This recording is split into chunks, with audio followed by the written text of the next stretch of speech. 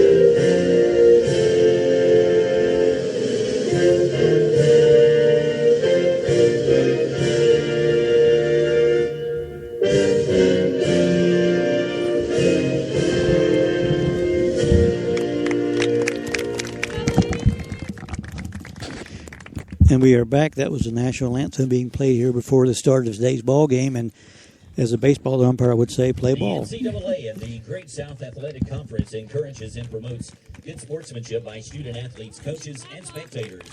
We request your cooperation by supporting the participants and officials in a positive manner. You may be able to hear the great public address announcer who is sitting right down the table from us, but he does a great job. And we were talking a little bit before the game, and he said sometimes we struggle with how to pronounce these kids' names because some of them are just, if you're not used to them, yeah.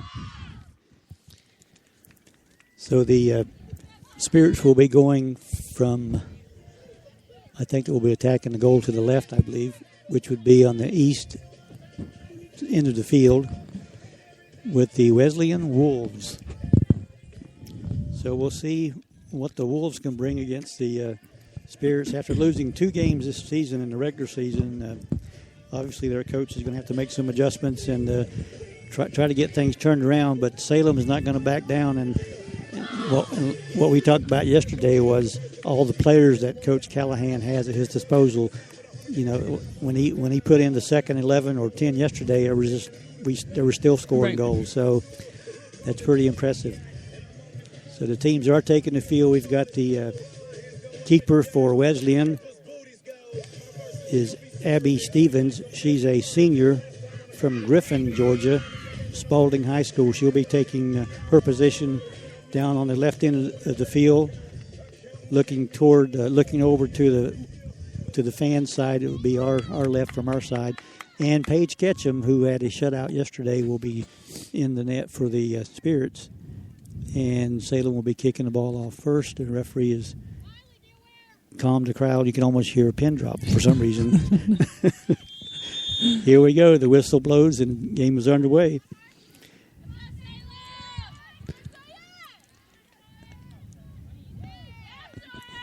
Going to be a throw-in for Salem on the far side of the field.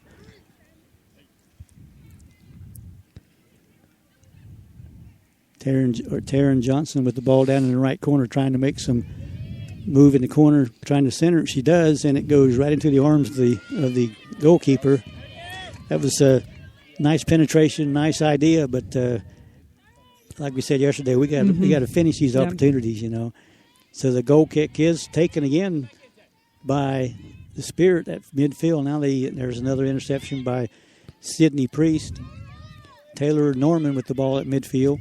Passes off to Priest down the right side. Oh, offsides. Offsides. That was offside.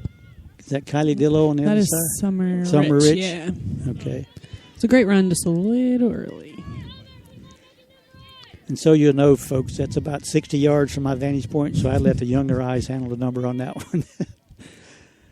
The free kick, and it's going to go out of bounds at midfield. Will be a throw-in for the Wesleyan Wolves on the other side of the field, looking down toward the Salem goal. Brooke Bucas would have passed down to... It's a great ball. Breakaway for Sawyer Ferguson. It's going to be just wide, yep. Just wide. Ferguson had great intent. She also had a Taryn Johnson down her left side. She could have just made a very easy tap over to her because the keeper was going to that Sawyer, side. And it would have been a little tap in. But you know, sometimes your adrenaline gets going and you see that net open and you go for it. So the first really good shot toward the goal goes wide for no goal. Again, we have a Wesleyan player down. There was some contact. There's another chance for Taryn Johnson, and it is kicked out of bounds. Defender for Wesleyan kicked it out. So we will get a corner kick, which will probably, in all likelihood, be Sydney Priest coming down to the corner. But there is a player down for Wesleyan, number 7, Megan Radcliffe. She's a midfielder from Byron, Georgia, Northside High School. She made some contact with Taylor Norman. Mm-hmm. Taylor, they were both going up for the ball. When they came down, I think Taylor may have fallen on her a little bit, and she hit the ground. So she's back up and ready to go again as Priest is set for the corner kick, and the whistle blows. And here we go with the first corner kick of the ball game. Oh, it's a nice position. The ball is rolling around in front of the net. nobody can get a foot on it. But again, it's controlled by Salem at midfield, back down to Priest down the left sideline. She's going to try to save it from going out. Ran out of bounds. Did not get to the ball. It's going to be a throw-in for Wesleyan. With the game just underway, 42-25 and counting left to go in the first half. We do not have a score yet. That's going to be a throw-in going to Salem. Priest will take the throw-in from in front of her bench. Ooh. Throw-in to was intended for Taylor Norman, but it kind of got away. But again, the defense for Salem is right on the ball and keeping it in their half of the field. Kylie Dillow, number 3, with the throw-in. Dillow is chasing the ball across the field and decides to drop back. And again, no penetration for Wesleyan. That's Canepa. Yep, Morgan, the clear, and then he calls a foul. And I think one of the Wolves were in the back of a Salem forward. So Morgan Canepa is going to take the free kick from about 10 yards inside the 50-yard line or the midfield line. Nice kick, headed back by defender number 8 for Wesleyan was Jessica Austell, a defensive specialist from Warner Robins, Georgia. And it's kicked out of bounds, a throw in for Wesleyan. Priest tapping it across the field intended for Taylor Norman, but it didn't make it to her. Now we got a battle for the ball with Heather Huffman trying to take it away from Taylor Poole from Wesleyan. And Priest comes over and taps it out off the foot of Kylie Lovett from Wesleyan, from Bushnell, Florida. There's people from all over the country there on these teams. Between the two, I think we've got quite a few states represented here. There's a floater that was now Brooke Bucas comes over and tries to take it away from the defender, Jessica Austell. But she kicked it out of bounds, and it's going to be a throw-in for Wesleyan.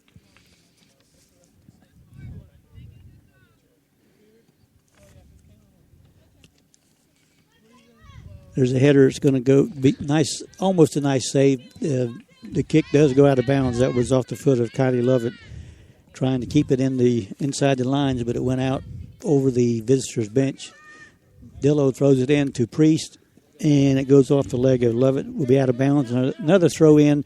Bucas with a quick throw in down in the left corner, intended for Taryn Johnson, but it is kicked out by Megan Radcliffe from Wesleyan. 39 minutes and 30 seconds ago. First half, no score. Nice high throw in, headed back out by Wesleyan. Will go out of bounds, I believe. Another throw in from the side. So down in the corner, a throw in coming from Taylor Norman.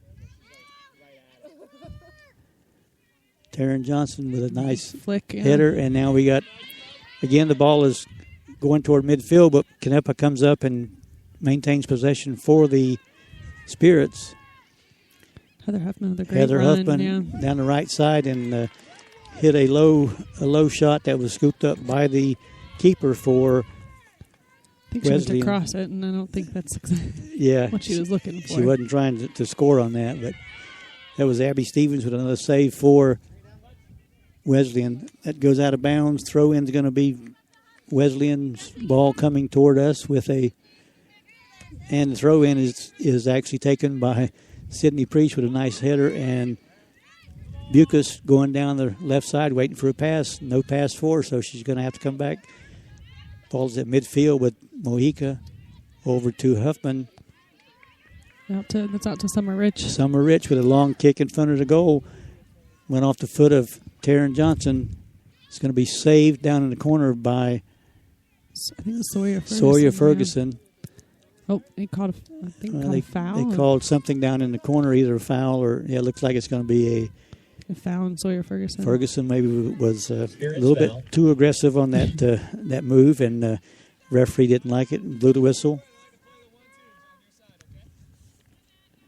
And that was number 20, I believe. Taking the free, yep. Yep. Katie Tanner from Wesleyan. Katie's from Warner Robins, Georgia.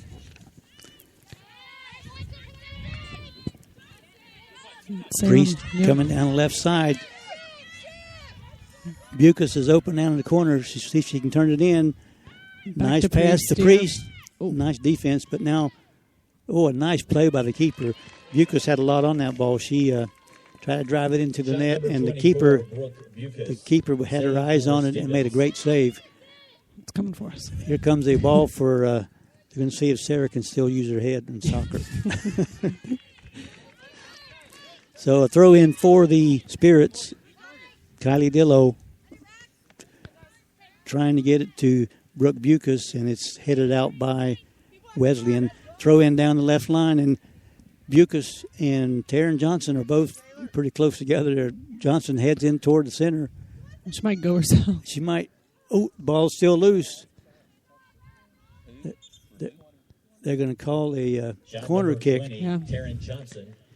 Again, she took it all the way. She did. She kept dribbling, and that keeper didn't move. Nope. She held her ground and saved that from going in a goal. 11, Sydney Priest. So Sydney Priest from the left corner will be taking the second, or I think the third corner kick for the Spirits. Or are they going to? There's some discussion with. No, here goes the corner kick, right in front of the net. A little bit too high for a header. Down in the corner for Priest. Some fancy footwork, and it's kicked out. Should be another. That's going to call it a goal kick. So she kicked it off right before it went out. Priest was the last one to hit it before it went out. She was being defended by Kylie Lovett from Wesley, and then both had their foot on the ball, but Priest was the one that kicked it out. The goal kick is returned back down the field again. Yeah, good midfield play again for Salem. Canepa. Up to Heather.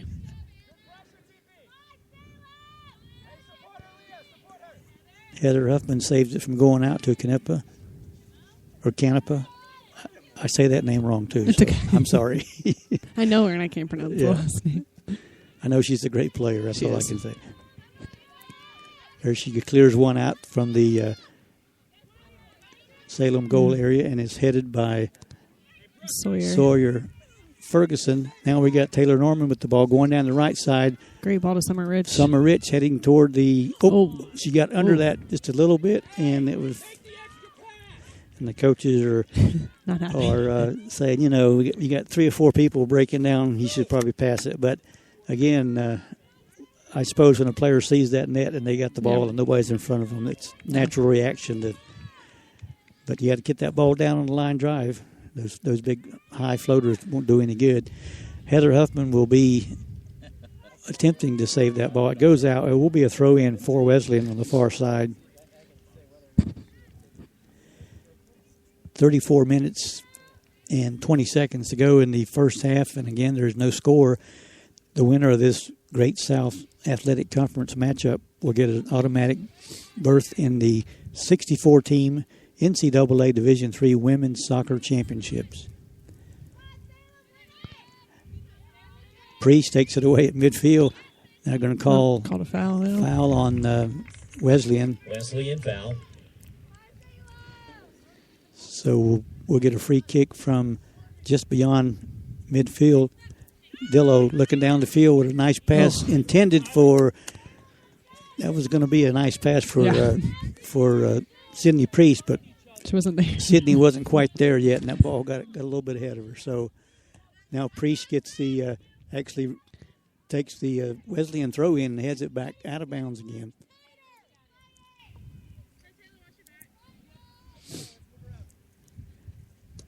That goes off the foot of Priest. Another throw in. They keep moving up 10 yards at a time with these throw ins. Throwing it in for Wesleyan is number 8, Jessica Austell from Warner Robins, Georgia. We need a ball go right there. Now we have a throw in. Taylor Norman trying to hit Brooke Bucas down the left side in the corner. A little bit long, but the defender does kick it out of bounds. Salem had the numbers on them, so she just kicked it out of bounds. Number 7, Megan Radcliffe. Taylor Norman with the ball. Oh, Didn't get anything on that one. Kicks it out of bounds. Doesn't seem to be a lot of control on either side. No, right they're just not playing fundamental soccer. I don't think their coach is probably going to have a good talk with them. Brooke Bucas with a cross. Again, Taylor Norman. No. Oh, she shot from about 20 yards out. Yeah, she just turned and put her foot on it. No purpose in that kick. It was wide. 8, Taylor Norman.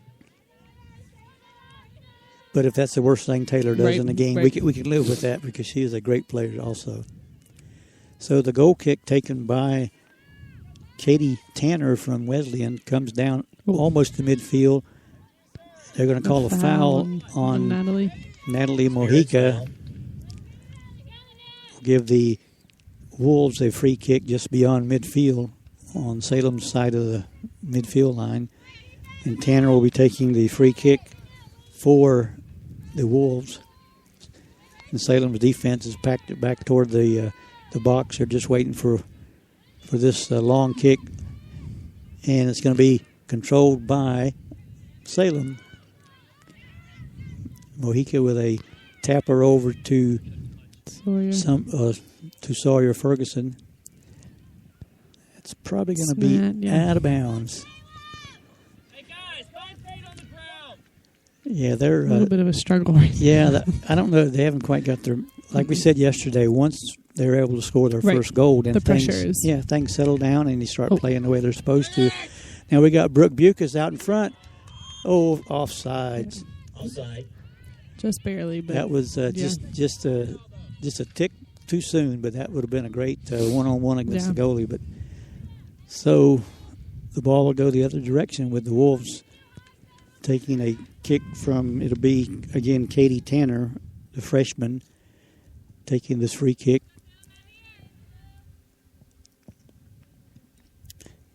Nice long kick, header by Taylor Norman. Goes out of bounds, I think. And should be out of bounds. Another throw in for the Wesleyan Wolves from Decatur, Georgia.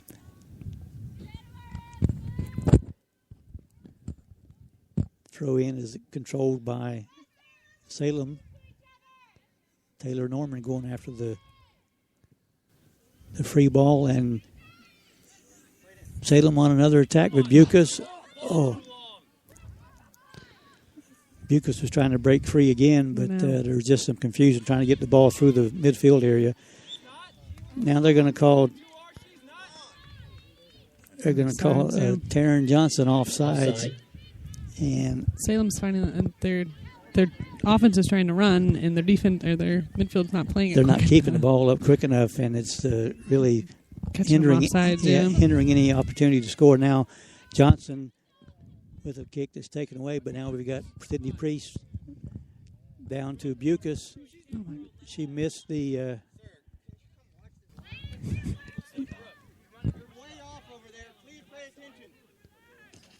Coach Callahan is not pleased at all the offside calls. And Not offsides. He's calling the other two offsides every single time.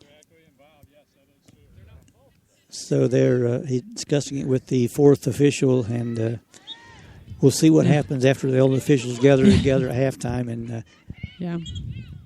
whistle blows. But foul's called, and Salem looked to play it quickly. But Taylor went real quick with the ball, but the referee had other ideas. He was going to. I think she moved it up too far. Foul.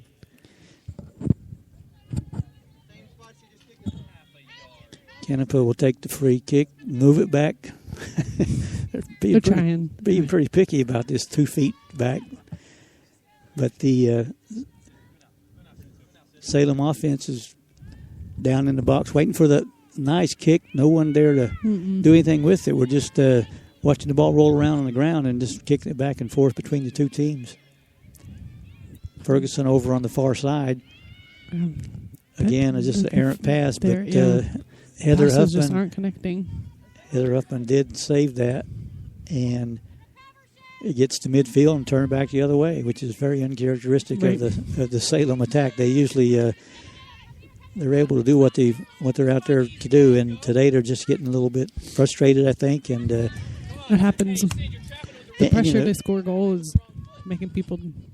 Yeah, they just, and I think too these offside calls probably have some kind of a effect on how they're thinking. And if I do this, I'm going to be offsides. And even though they may or may not have been good calls, you got to live with the referee's call, and you have to kind of ignore it and keep playing. Right. So Paige Ketchum with a kick that will come down right around midfield. And again, Salem's not really winning those 50-50 balls. They're just letting it go. But they do take it away at midfield, and you got got all three forwards. Brooke Bucas trying to get some. There's a nice pass, turn and shoot it offsides. Yep. That was pretty evident in that one. But that was an opportunity wasted because, again, they take their time and set up and know what they're doing. And they have the defense outnumbered. And then one of them's. They just got to think. Coming from offside, yeah. So Tanner's goal kick comes down right in front of her vantage point on the other side of the field. It does roll out of bounds off of a Salem player. So a throw in on the far side comes down at midfield. Mojica actually was the first person to touch it, but they're going to let that one roll to the keeper, and Paige Ketchum will run over. Not sure what that was. Yeah, I don't know. But Ketchum has the ball, picks it up, taking her time with 26 minutes and 15 seconds to play in the first half. And again, her kick comes down, and nobody there to take it for Salem. Taylor Norman in the area hits it down for Sawyer Ferguson. She heads it down toward the end line, but again, you got Bucas with a ill-advised shot. Yeah. You can hear Coach Moore telling the kids or ladies to calm down. Brooke Bucas.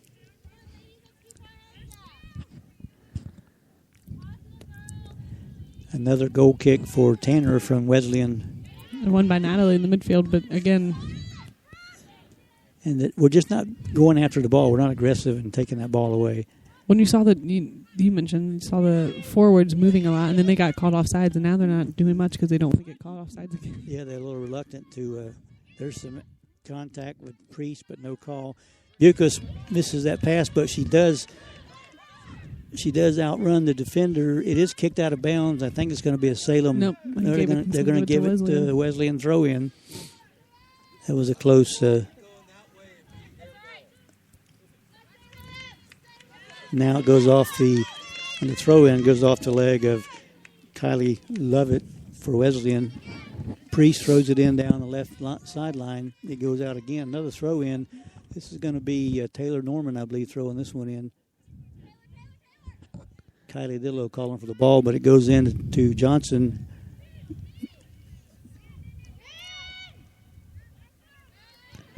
Salem's trying to spread the defense out, but it's just Summer, too slow. Summer Rich is getting mauled over there, and she did get rid of the ball and kept it in the possession of Salem. Rich down the right sideline trying to get it over to Sawyer Ferguson. There's a golden opportunity that was just, man, the net was wide open and Taylor hits the crossbar. She used a 9-iron instead of the putter, and it went straight up over the hit the top of the goalpost. That was a attempted header by Priest, and it kind of went off the wrong side. She went off the left side of her brain and came out of bounds. So Wesleyan on the attack again, but that's as far as they can get with a throw-in. Is turned back up through the Salem has control at midfield. Summer Rich boots it down too far for anybody to make any play on that. You can definitely see that they're anxious. They're not playing soccer really.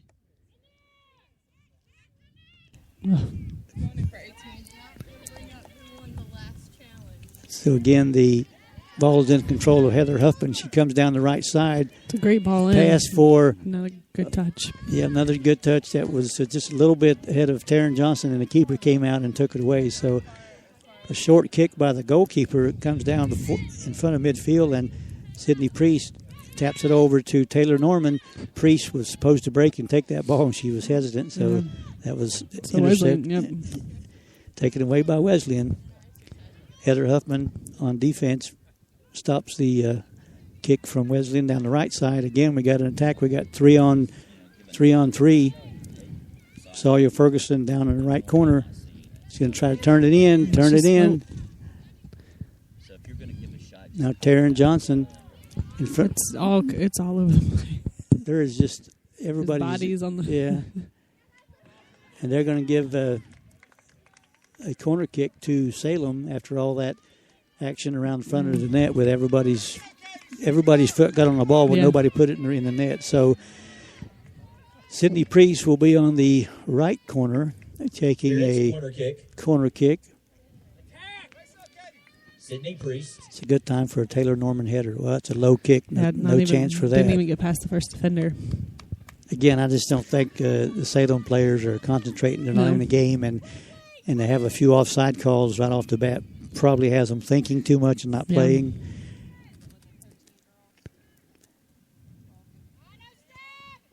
Another weak shot that's kicked back out by Wesleyan. Mojica with a header. Wesleyan trying to find any way to get clear the ball. Taylor Norman, she kind of put her arm on the player's shoulder. That's the second time that Taylor and number 7 from Wesleyan, Megan Radcliffe, have had contact, and each time Megan come out with the worst of that end of the play. But it was a good call by the referee. Taylor had her elbow pretty much on her back and pushing her. So Tanner's goal kick is going to be headed back by Summer Rich. Another header by Sawyer Ferguson. Taryn Johnson trying to get control, couldn't get it. Now the Wolves are on the attack. Again, it's kind of like yesterday where you got two attackers and 4 or 5 defenders, and that's not going to get through too many times.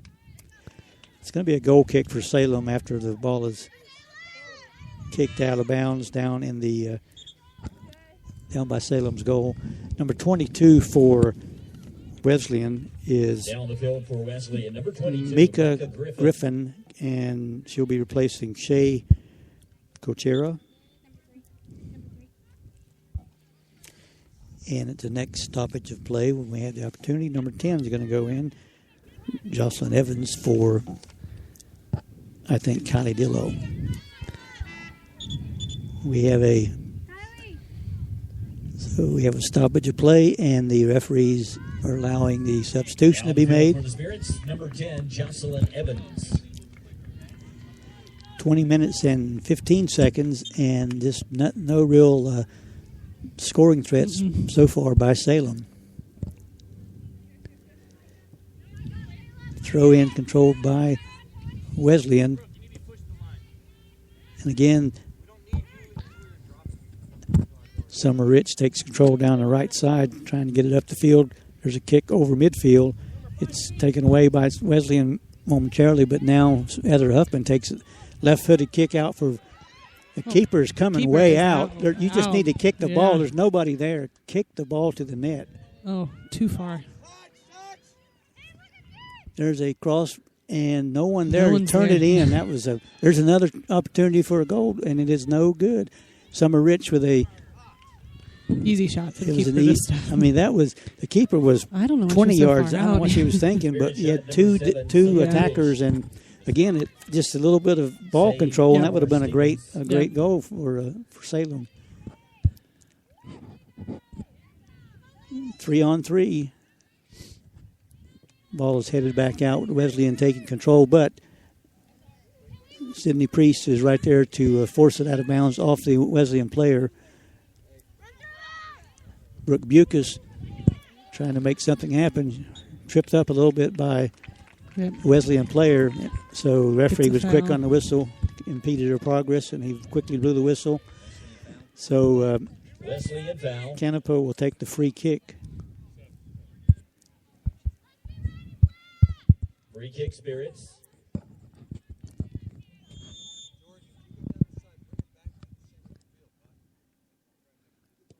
A little bit of trickery, and that's going to go just over the crossbar. That was shot by Morgan Knappa.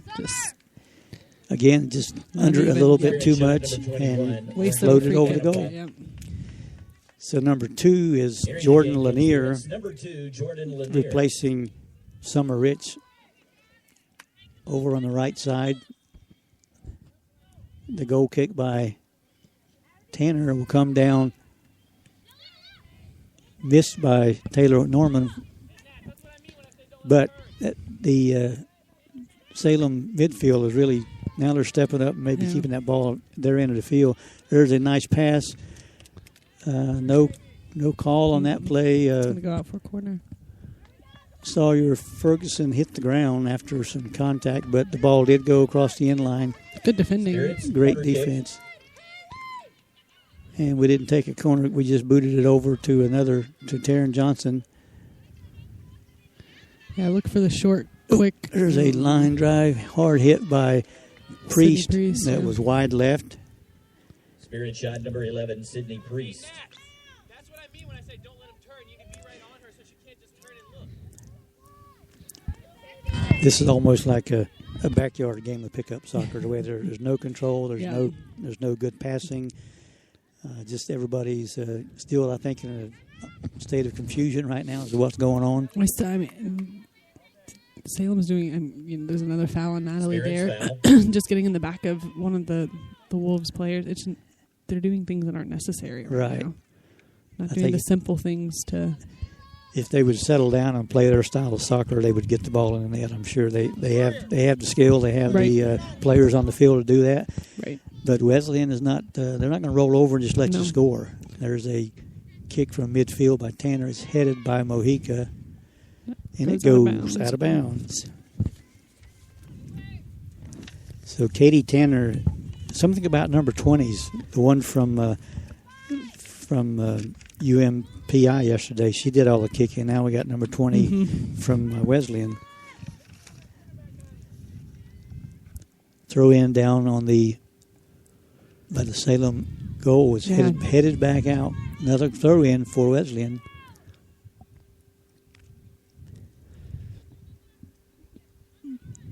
Cleared out by Priest, I believe that is. I think so, yeah.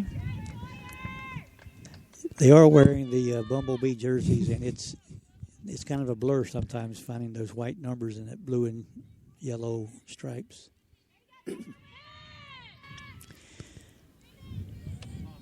And Salem's midfield is it's not helping them out right now. They're not. They're not playing anywhere near where they have been all year. It's just they've got to settle down. There's a kick out of bounds. Should be a Salem throw in right near midfield. Looks like Heather Huffman's going to throw it in to Sawyer Ferguson, and now we've got Jordan Lanier. Lanier's over there, and just a lot of players standing around looking at each other, and the ball is just bouncing around like a pinball. Yeah. Mojica with the throw in. I think they're going to call another foul. I'm not sure. Another foul on Taylor Norman. I'm not really sure what is. I don't know what what was bad about that. The player from Wesleyan kicked the ball and Taylor just tried to block it. I don't know what the contact was, but there's a nice kick. But it's headed back out by Mojica. But there's no one there once she. Yeah, and then when the ball comes down, we got people standing and watching it hit the ground. There's one coming. One bouncer will be right to the keeper. Now those, I was talking to Richie Hutchins, who's one of the keepers. She did the game with me. And those kind of plays are scary when the ball bounces because you never know if you move too far forward and it floats over your head. Yep. But Paige is a great goalkeeper, and she played it perfectly with that one hop. Mojica trying to turn it back up the field. Nobody's helping. They're just now finally to Jocelyn Evans, but it's stolen by Wesleyan player. Evans trying to beat her to the ball, and she does. Now Priest with the ball. They're going to call a foul on Wesleyan. Foul was on, I think, number 8, Jessica Austell. Wesleyan foul. So Canepa with the free kick. Perfectly positioned, and Taryn Johnson is elbowed out of bounds. It's going to be a goal kick. Yeah. Just couldn't get it under control. 13 minutes to play in the first half, and we still have no score in the ball game. This game will give the winner an automatic berth in the NCAA tournament, so it's an important game. Foul? You're not going to call that. No foul. Coach Callahan is not real pleased with some of the non-calls, and again, the ball is booted back out from the box. Now, Priest trying to regain control. She does at midfield, turns it back up the field. Gives it right back to kicks Wesleyan it right to player. a defender. Nice interception by Priest on that pass. Stepped right in the passing lane. Down the right side, we got Bucas going. That was Jordan Lanier. I saw just the a two. little too far, though. But that kick, like you say, it was a little bit too far out ahead of her, and the keeper came out. But those keeper miskicks it. And see, I think knowing that keeper may struggle at times, you need to have the offense turn around looking and take that ball right back at her. I think she kicked part of the ground. There's a cross that was out of bounds, hit the side of the net, so it'll be a goal kick. But we have another substitution. I believe that's our friend Casey McDaniel. She was on our post-game show yesterday.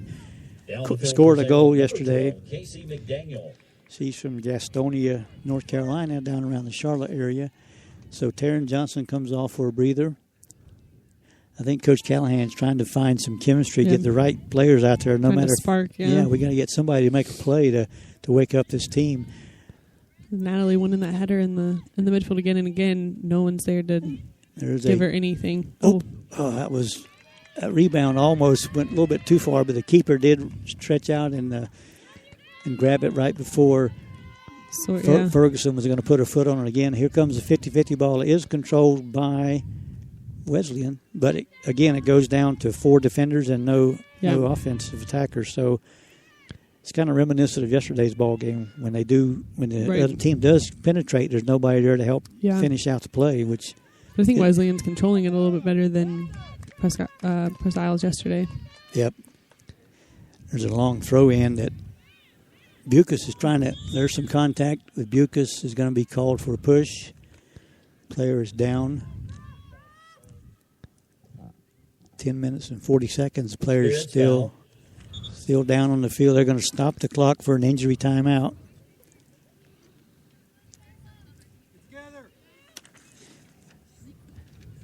Now she is on her feet. That is number 12, I believe. That would be Miley Connor from Bremen, Georgia, Bremen High School.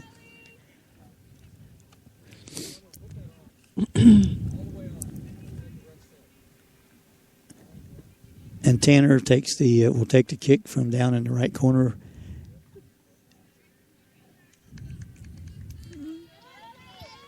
Salem had a team meeting at trying to find something on the field, trying to straighten this whatever, get something going offensively. There's a ball that's going to be controlled by Priest, and Bucas with the ball turning over to the Mojica. She kicks it right into a defender, but then the defender kicks it right back to midfield, and Heather Huffman turns it back up the field. And Jocelyn Evans tries to maintain control, but it's taken away. Heather Huffman now kicks it out of bounds on the Wesleyan side of the field. This is really not indicative of Salem College soccer. It's really just if they ever get that first goal, I think things are going to change. Yep. And I said it yesterday. It's one thing you beat someone. Now Brooke Bucas at a breakaway. This should be an easy shot. Stay on side. There's nobody in the net. Bucas, all right. Left-footed tap from about 6 or 8 yards out.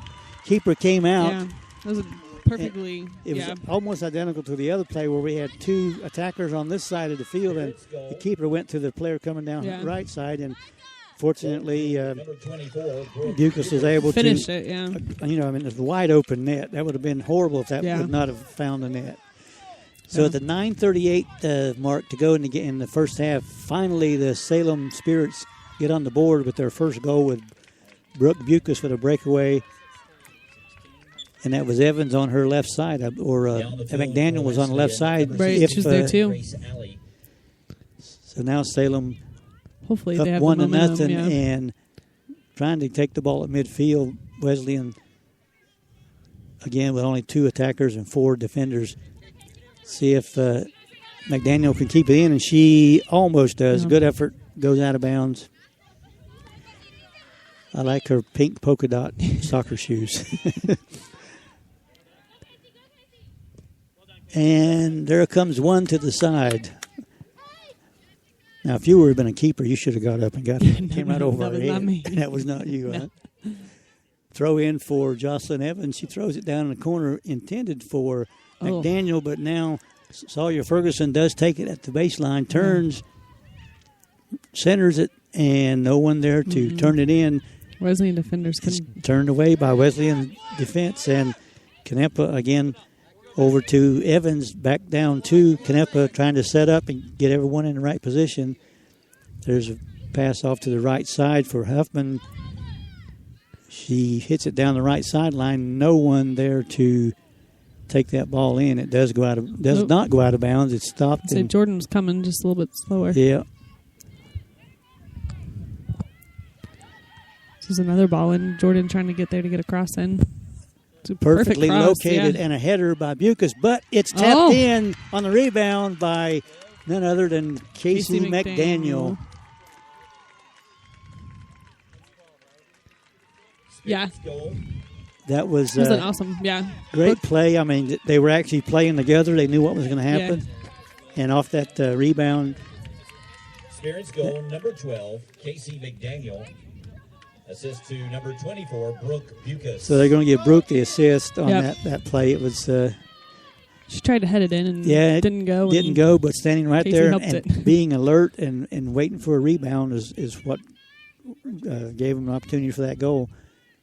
Now, you can tell that McDaniel's intensity just got picked up. She is running like a wild person out there now. And the team, too. There you go with a the pressure's kick down off. to the left sideline. McDaniel's going to turn it in. Oh, that's going to be kicked out for a throw-in again for Salem down on the their end of the field. Evans calling for it, but it is thrown in to Sawyer Ferguson. She is triple-teamed, and the ball is booted out by... I think they said it went off of Sawyer. I think it's going to be a throw-in, I believe, on the down here beyond the Salem bench.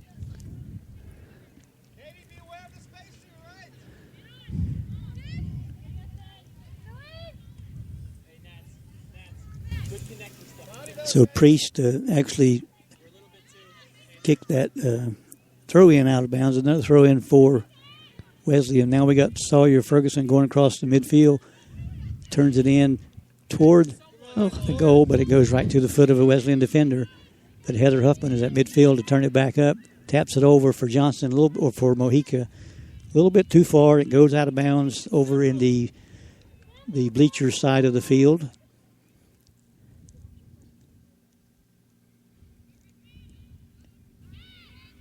Mojica takes it back away, see if she can keep it in place. She does. Great ball over the top. Here goes Bucas. Bucas so has got. fast. Oh, Bucas has some speed, and there's a goal. Oh. There is another goal for Salem College. Spirit's goal. The defender from the Wolves couldn't clear it, and it kind of ricocheted off Brooke and went in. And I guess I didn't realize how fast Brooke Bucas is. Yeah. When she turns on the steam, I mean, it's like I'm going after it. That was a great play because she started well behind that ball and just outran the defender right out in front. I don't think the defender was expecting her to be there so quick. And I'm not sure. The keeper was kind of already coming out. I'm not sure if she had thought she was going to come out and then... Just not any communication between the defender and the keeper. But with 6 minutes and 11 seconds to go in the first half, the Spirits are now up 3-0. Looking for more with Bucas with a nice pass. See if Sawyer Ferguson can catch up to it. Nice play by the keeper. If that would have rebounded out, Ferguson was in great position to drill it in the net. But no chance of that on that great play by the keeper. But the kick is controlled again by Taylor Norman. And McDaniel is going to outrun the player down the corner. It does go out of bounds on the sideline. Throw in will be Salem's ball, I believe. She throws it in to Taylor Norman. Great location. Cross, That was great, right in front of the goal, but it is kicked back out. Mojica with a long shot.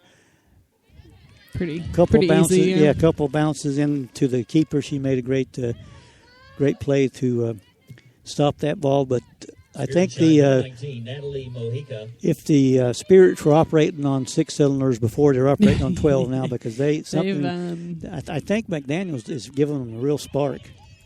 Now she goes down. Maybe it was the interview we did yesterday that it's a good omen, I guess. And now it's 30-love with the kick into the tennis courts. Jocelyn Evans is going to throw it up to Mojica is going to make a throw in down on the Salem end of the field to Evans. She's looking over the alignment and that breakaway for number 19. And Morgan Great works play herself, by Morgan Morgan Canepa, 21. They're going to award a free kick, right? Morgan actually got taken here with that. Some good footwork by the. It was a bad ball back from Jocelyn, and Morgan, I think, thought she had more time than she really did.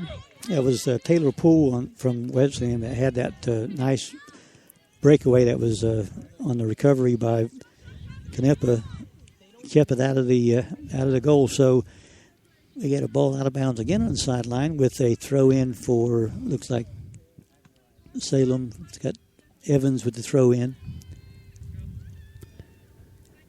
Throws it into Priest, Sydney Priest. Here comes the ball for the fans behind our bench.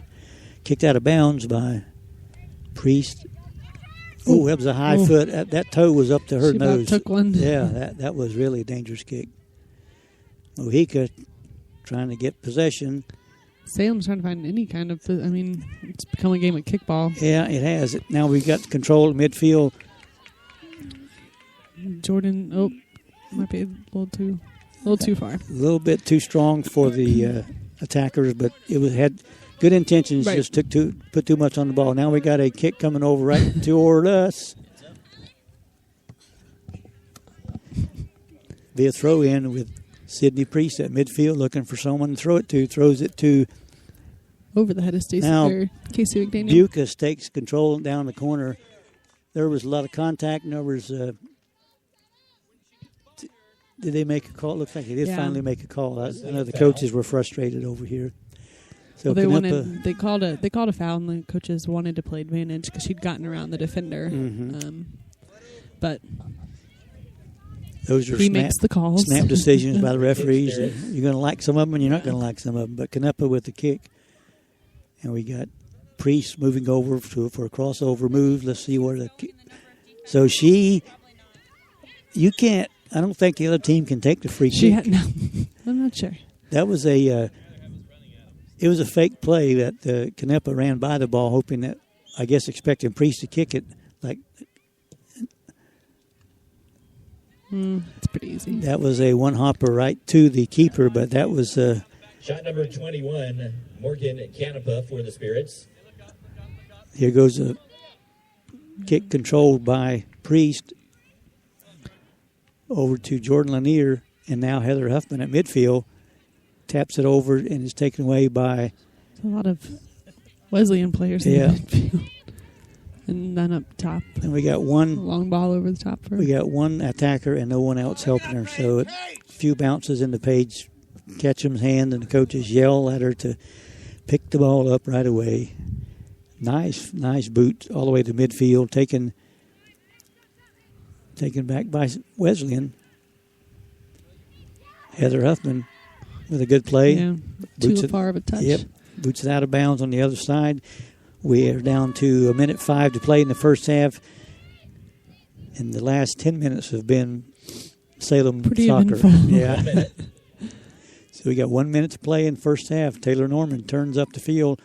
Nice pass. If we can get up, number 7 for Wesleyan puts a knee on it. There's some contact. That was Megan Radcliffe that stopped that pass intended for, might have been for Bucas or I think it's Sawyer, yeah. Yeah, there's two of them on the other side over there. It's a foul on Sawyer they just called. Yeah, I noticed yesterday, I think Salem had 7 fouls. Mm-hmm. And, I think there's a lot more today. Yeah, I think there's another chance for a breakaway. It's a great ball. Turn it. Oh, keeper did her only thing she could do is come out and kick it out of bounds because if that ball there was nobody there to stop it. So Salem's trying to get something in with about 10 seconds left. 9, 8, 7, 6, 5, 4, 3, 2, 1. Why everybody stands around? Yeah. I think they're just trying to get out of the half. Yeah. So the first half does come to an end with a 3-0 Salem lead. At the half, we will be getting a copy of the stats here in a few moments. We'll relay that to all you folks that are listening out in the www.triadsportscoverage.com/live. Today, or this morning, Sarah, before you got here, a gentleman came up to me and he thanked us for broadcasting the games, and he actually said we did a good job. So I don't know how much we had to pay him to say that. You do a good job. I just but he was the father of Casey Smoot, and Casey's mom and sister are listening, and I gotta admit I forgot the mom's name because I was distracted after he told me. But Megan is her sister, so for the mom, Mrs. Smoot, and Casey's sister Megan, we want to say hi and we appreciate you listening down in Florida. It's always I think they're from St. Petersburg, Florida. Is what it says on the roster. Another first-year player, which bodes really well for this team. If you look at Coach Callahan's roster, a lot of first year, and that's going to be, it's going to just keep this program going along the way it's been for the last few years. So we want to say hi to all those folks in Florida listening, and your spirits are up 3-0, which is obviously what the fans have come to expect. It's like when you develop a winning program in any sport. And I lived in Nebraska for a lot of years, and we had Nebraska football. Right. And if you went 9-2, it was a bad year. Yeah, not happy. So and I think these fans here in Winston-Salem are getting accustomed to 8-0, 10-0 games, and winning every game. And the statistician brings over the halftime stats. That's one thing I like about college sports. They're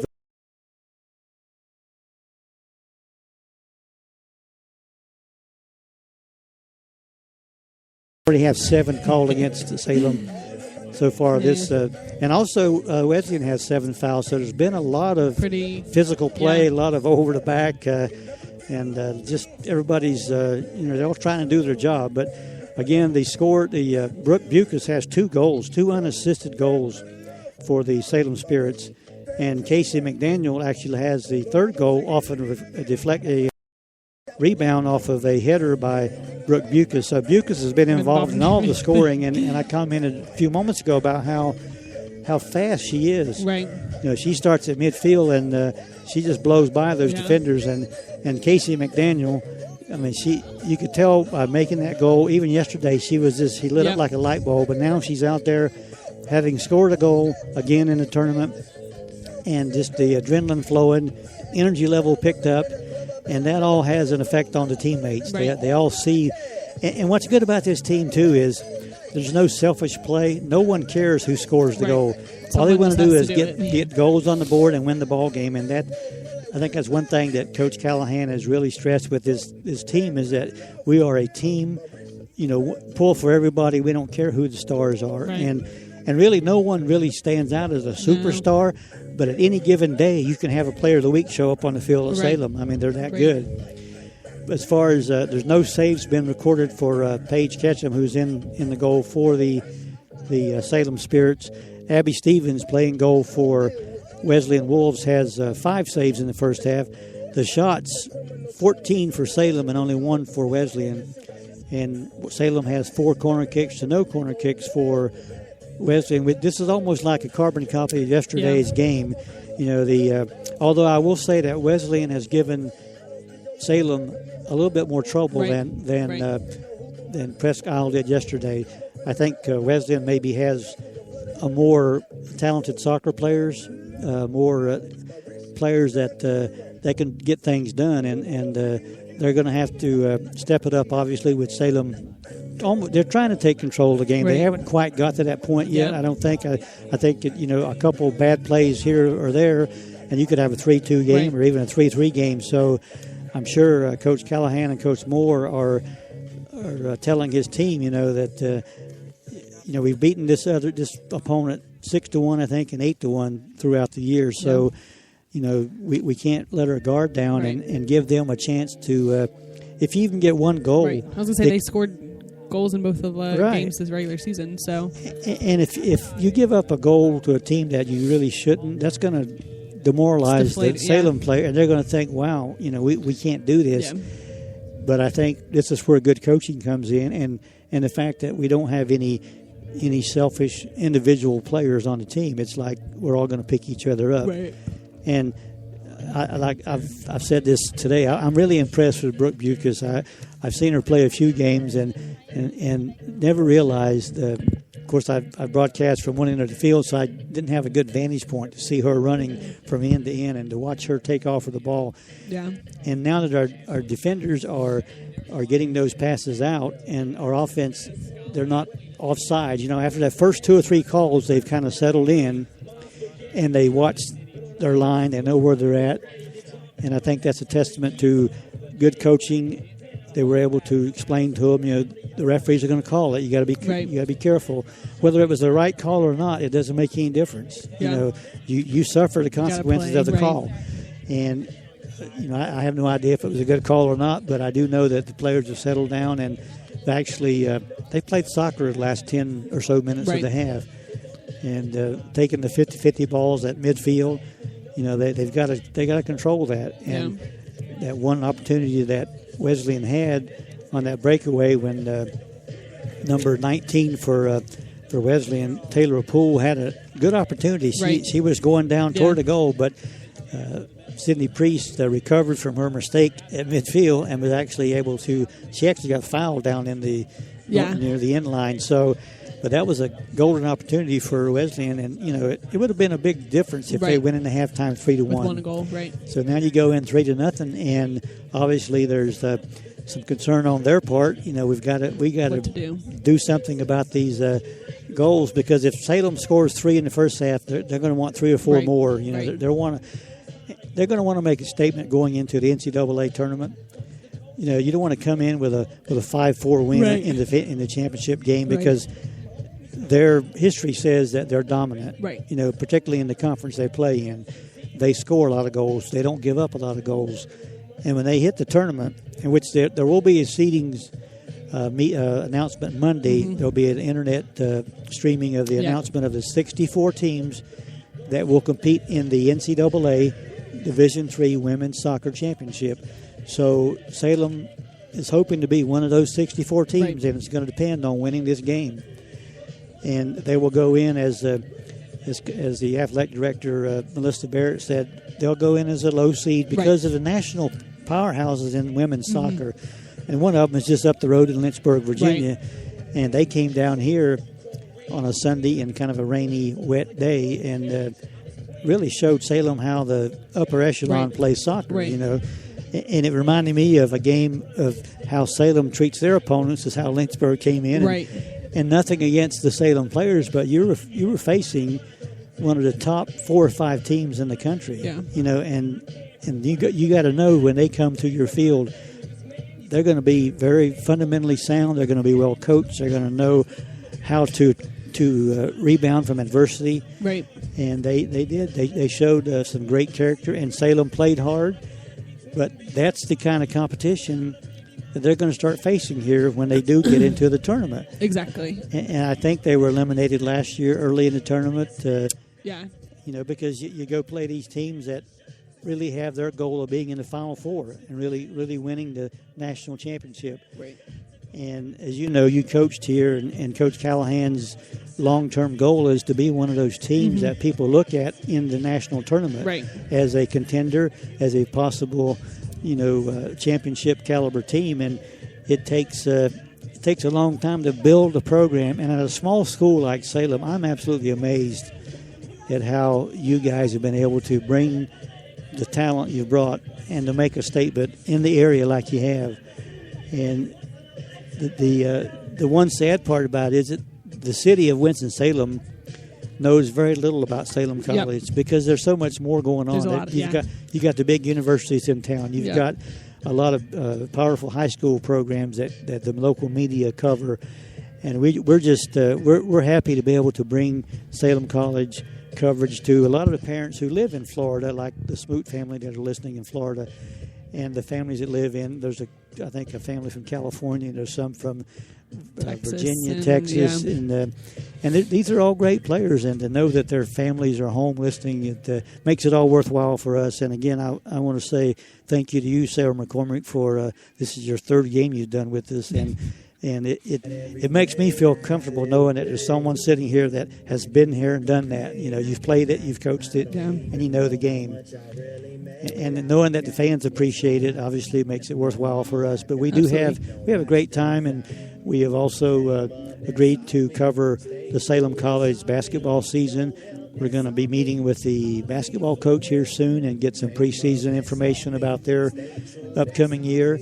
And I understand that they have a pretty good following at basketball games. Mm-hmm. And, the one environment I really like is college basketball at any level, because the atmosphere in a gym, well, it's a small gym or it's a large gym. When you get that atmosphere and the kids cheering and the fans and the parents.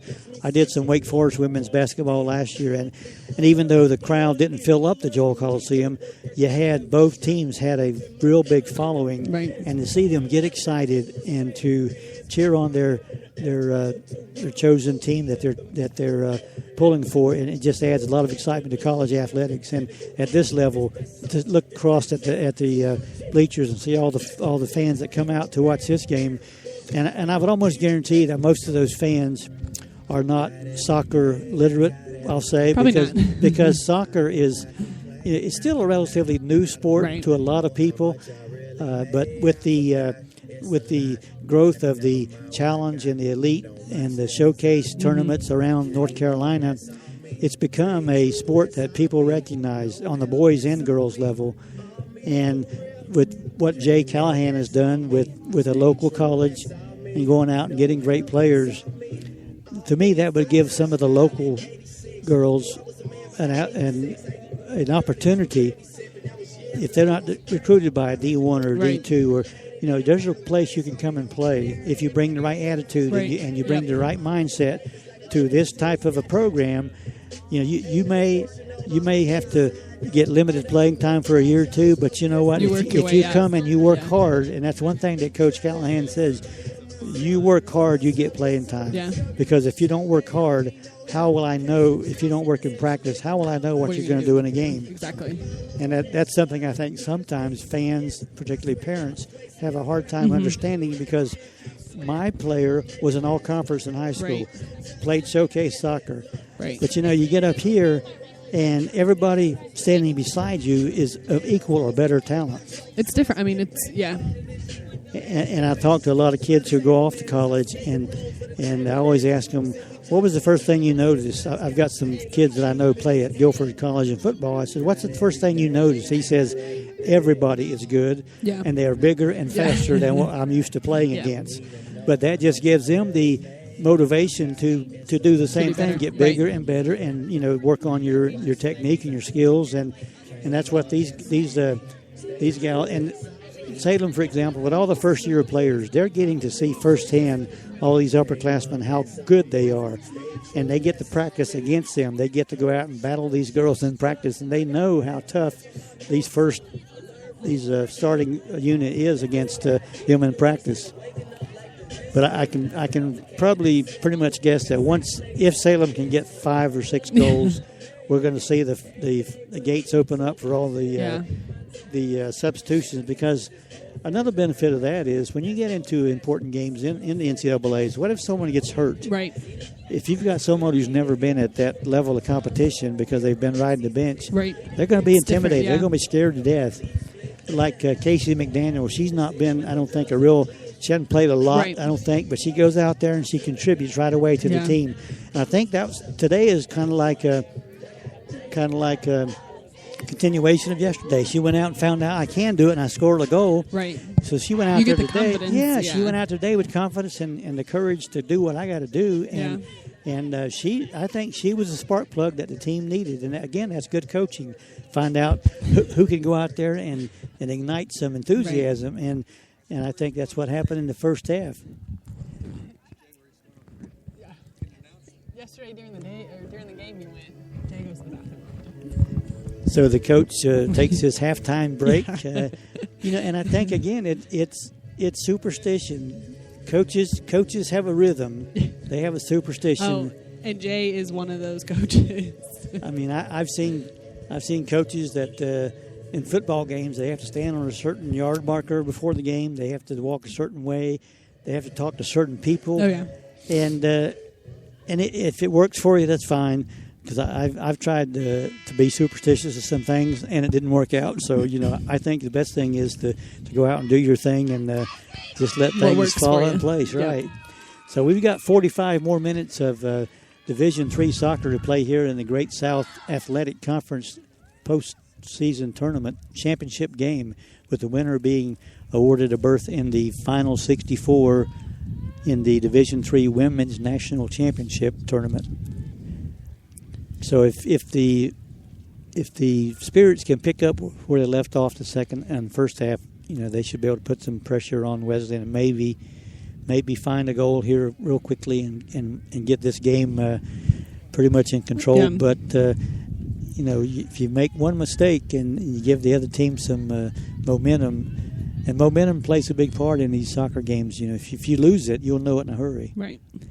So the Wesleyan Wolves take possession of the ball in the second half, but again, Sydney Priest had a chance to take that ball, but again she whiffed at it, and I don't know if she was looking up before she hit it, but she just did not hit that ball. But it goes down and is recovered by Paige Ketchum. Kind of a short kick by Paige. There's a handball that they did call. Yeah, bounced up and hit Summer Rich's hand, and I like it when there's a handball that the other player always make sure the referee saw it. So number 23 takes that kick for the Wolves. That's Anna Hernandez of Macon, Georgia. Yeah, former actually played at Agnes Scott College at one time. So she transferred from Agnes Scott over to Wesley, and now we got Bucas down the left side again, just blowing by the defenders. She just ran down the entire side of the field. And I know that Heather Huffman, I saw her play in high school. She's unbelievably fast, and to get her and Brooke Bucas on the field at the same time, I was going to say that might be a battle. That would be a great 100-yard dash, I think, competition. I think Heather's broken all the track records here at Salem, so that's not surprising at all. That was a kick out of bounds that will give the Wesleyan Wolves a goal kick with 33:30 to go in the game in the second half, just underway here with 3-0 score. The Salem Spirits on top. Again, there's a miss by Canepa, but she takes her time and turns it upfield. She's pretty composed most of the time. Now we're playing header back and forth at midfield. Now Mojica has the ball to Summer Rich, who taps it back across midfield, and Mojica takes control, looking for someone, an outlet pass over to, I think that is Kylie Dillo, I think. Kylie Dillo over on the left side now, going the other direction. Mojica looking for someone to pass it to.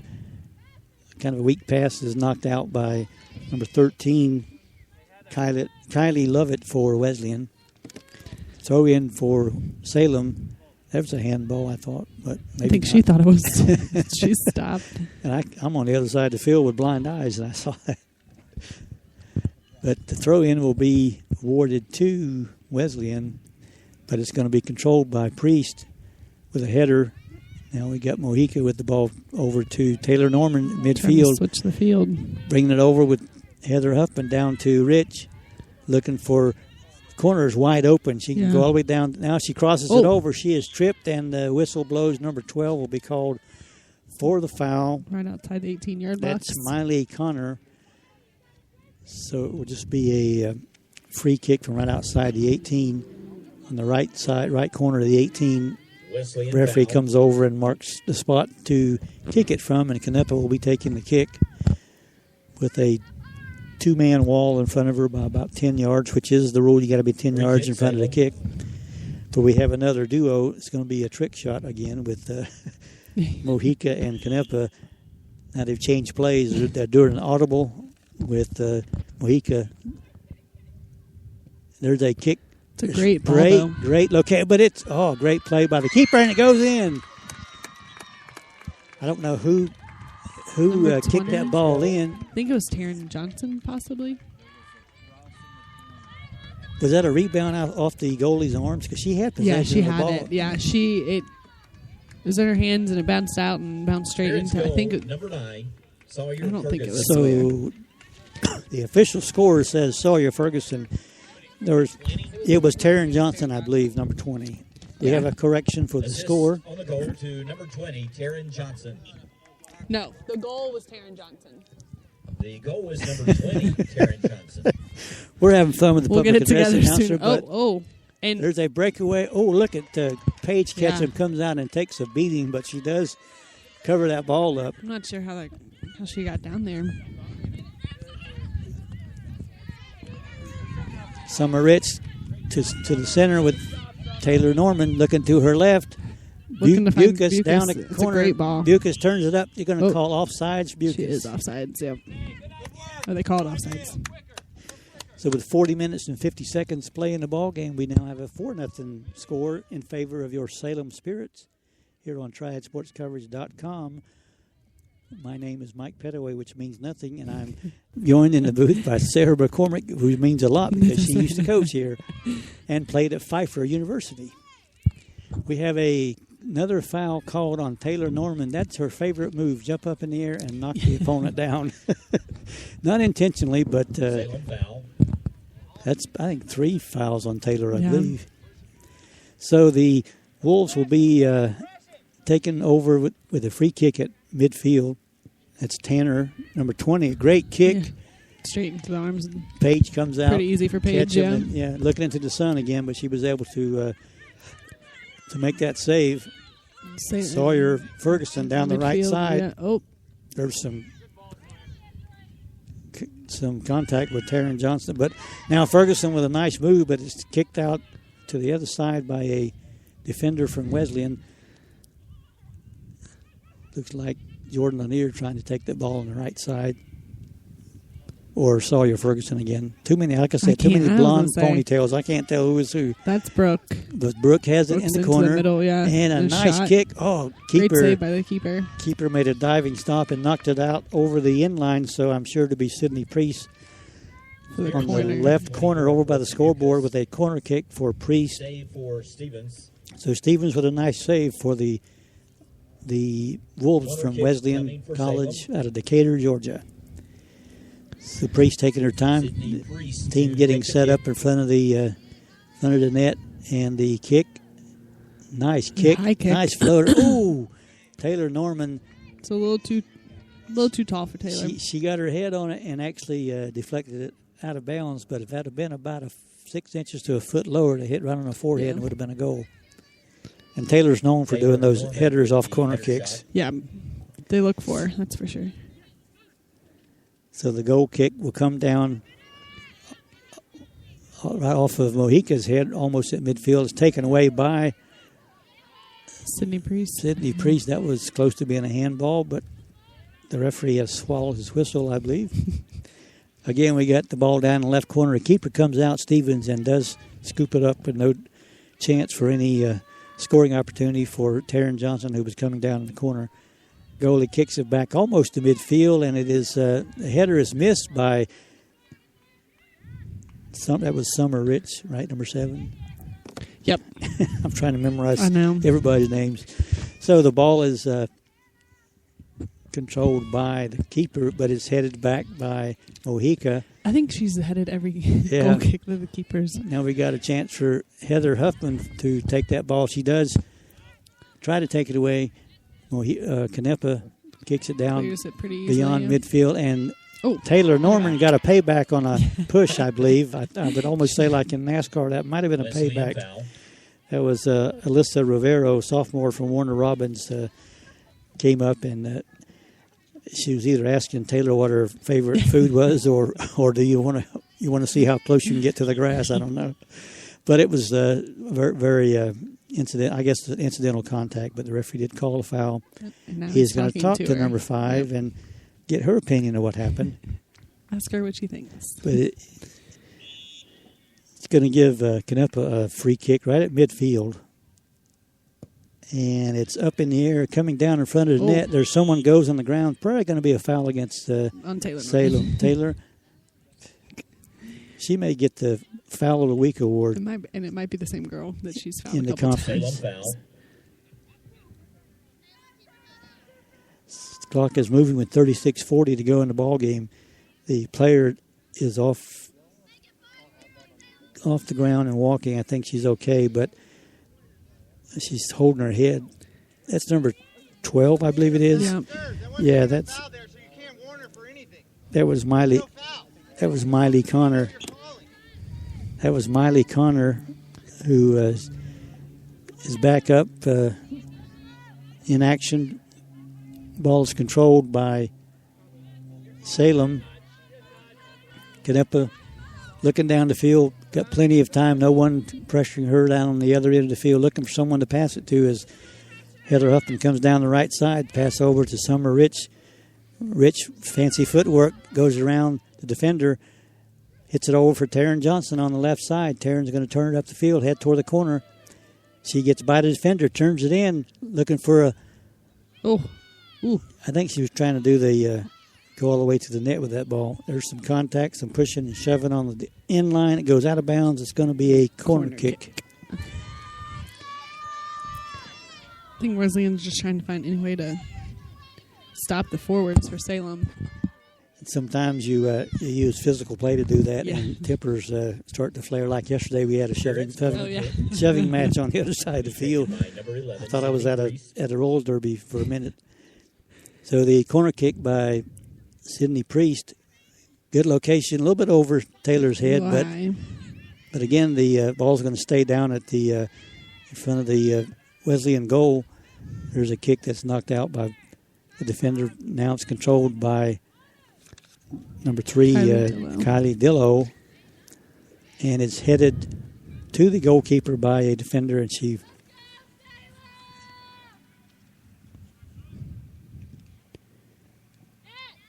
does kick it to midfield, but again... I think Natalie wins every ball. Mojica is, she's right there at the midfield line every kick, and like you say, she's almost the first person to touch every one of them.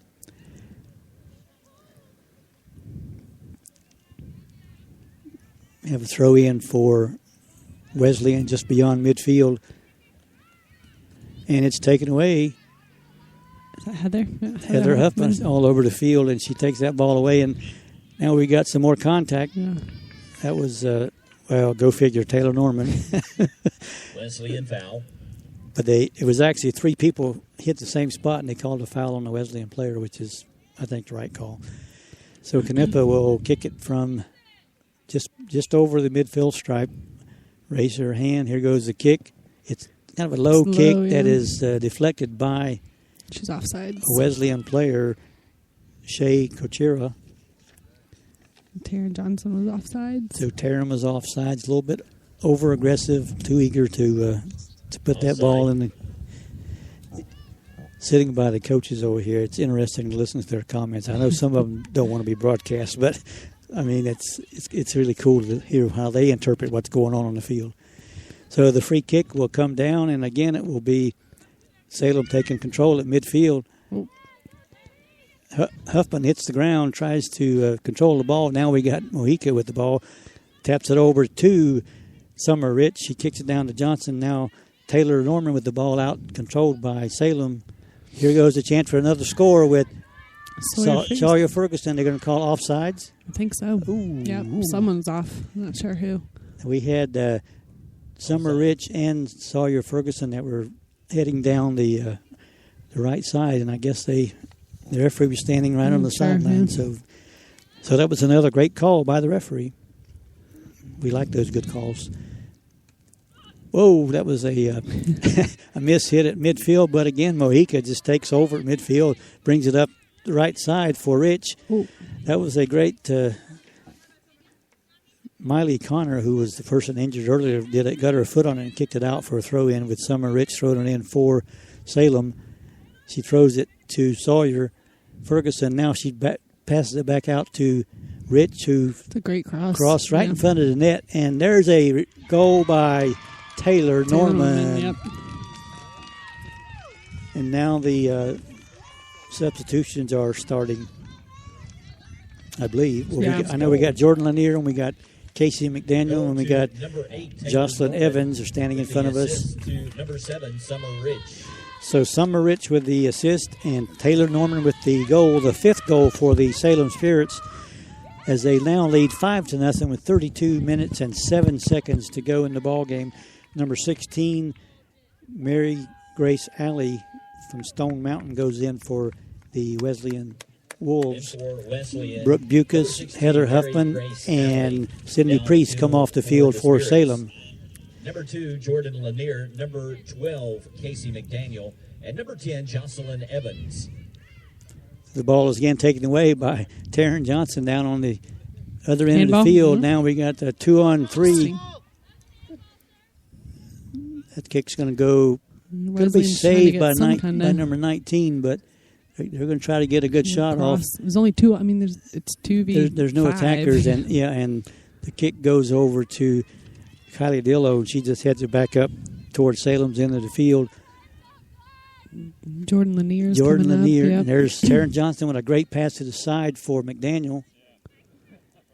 And now we got Summer Rich again, and it's kicked out of bounds across the end line. That was close. I didn't see. Not sure what they're calling. Can't see the ref. I don't know if he's calling a throw-in or a corner kick. I think he's calling a corner kick. Looks like Natalie Mojica, midfielder from the Big D, Dallas, Texas, will be kicking the corner kick. Natalie Mojica. 31 minutes to go, clock moving, and here goes the corner kick off the foot of Natalie Mojica. Oh, that was a great opportunity, and it's going to be headed out by... Oh, they're going to say the keeper. I say the keeper she might have punched it. Yeah. Mojica with another corner kick for the Spirits. So Mojica stays in the corner, and we'll redo the corner kick. There's another one in the same location. Now, what is Casey McDaniel doing trying to do a header? Casey, it's a nice try. Casey, you're vertically challenged like me, so... So, again, the ball is tapped over to Canepa and Jocelyn Evans to Summer Rich. She taps it back to... Oh, she whiffs it, but Evans is still in control of the ball, and she taps it back to Canepa. They're just playing keep away, it looks like, right now. Yeah, ball switch on the side of the field. One side or the other, and you got Dillo. What you don't want to do is play with it too much. Yeah, and here we go with which is what opportunity for Wesleyan, but again, they've got nobody attacking the goal. I mean, this one girl. There's a no call that was in the box I'm too. not sure about that. That was close to being a foul, but it was not called. So Taylor Norman with a lead pass for Sawyer Ferguson, and Summer Rich had too many Wheaties for breakfast and hit it too far down toward the end line. So it's a harmless kick, but no chance for Sawyer Ferguson to get a foot on it. Keeper boots it back down for Wesleyan, and it comes down to midfield. It's going to be someone should have went and got that ball. It was just rolling very slowly across the midfield. So Wesleyan retains possession. And, I mean, they're not really... Dillo's going to watch that one roll. Possibly, she got it before it went out of bounds up to Mojica. And Mojica over to Taylor Norman. She taps it off to the right side for Summer Rich, and she tried to hit Sawyer Ferguson down the middle, but it was deflected, and it will go out of bounds off the defender. So that was number 12, Miley Connor, with the kick it out of bounds. And we got the ball down in the corner. It's centered by Summer Rich, and that was a definitely a foul. It's like a PK. So that was a foul inside the box. It's going to be a PK with the flag. Sawyer Ferguson is going to take the penalty kick, I believe is what the coaches were yelling. It's 28-22 on the clock, which is stopped for the corner for the penalty kick. But Wesleyan foul. Penalty kick coming for the Spirits. Taking that will be number 9, Sawyer Ferguson. So Ferguson has placed the ball and waiting for the referee to give the signal. Ferguson approaches. There's a kick in the right corner of the net for the 7th goal of the ball game. Spirits goal. It's hard for any keeper to get to that. I mean, she hit. That was perfectly placed. It had enough steam on it that she wasn't going to get to it, and just a great execution of a penalty kick. You can almost see the competitiveness draining out of the Wesleyan's players. Yeah. They've seen this get out of hand, and everything they do, nothing works. And Salem is starting to take total control of the ball game with a 7-0 lead with 28:15 to play. It looks like the Salem Spirits will be playing in the Division III National Women's Championship. And they'll know where they're going to be playing on Monday when the pairings come out and the seedings are announced with who will go where. And we want to wish the Salem Spirits good luck in the national tournament. I'd like to see them compete and maybe win a game or two in that tournament and show people that we're someone to be reckoned with from a tiny school in Winston-Salem, North Carolina. Now we're starting to see some more people get up. I don't know if we're going to send, looks like some starters maybe going back in. We've got Sydney Priest and Spirits foul. So we have another foul on the Spirits.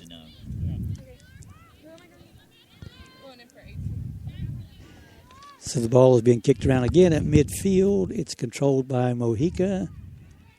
Taps it over to McDaniel. McDaniel into Taylor Norman at midfield. Norman looks to her right, and it was a little bit ahead for... 24 for 9. That was Sawyer Ferguson. She's going to be coming out of the ball game. We have some substitutes. There's also a substitute, number 22, Micah Griffin, will be going in for the Wesleyan Wolves when the referee will allow the substitutions to be made. And number 18 is coming off for Wesleyan, and that would be Shea Cochera. And for Wesleyan, number 22. So Brooke Griffin Bucas comes in, down the field for the Spirits. Heather Huffman goes in, and Sydney Priest goes in. Summer Rich, Kylie Dillo, and Sawyer Ferguson will trot off for the Salem Spirits.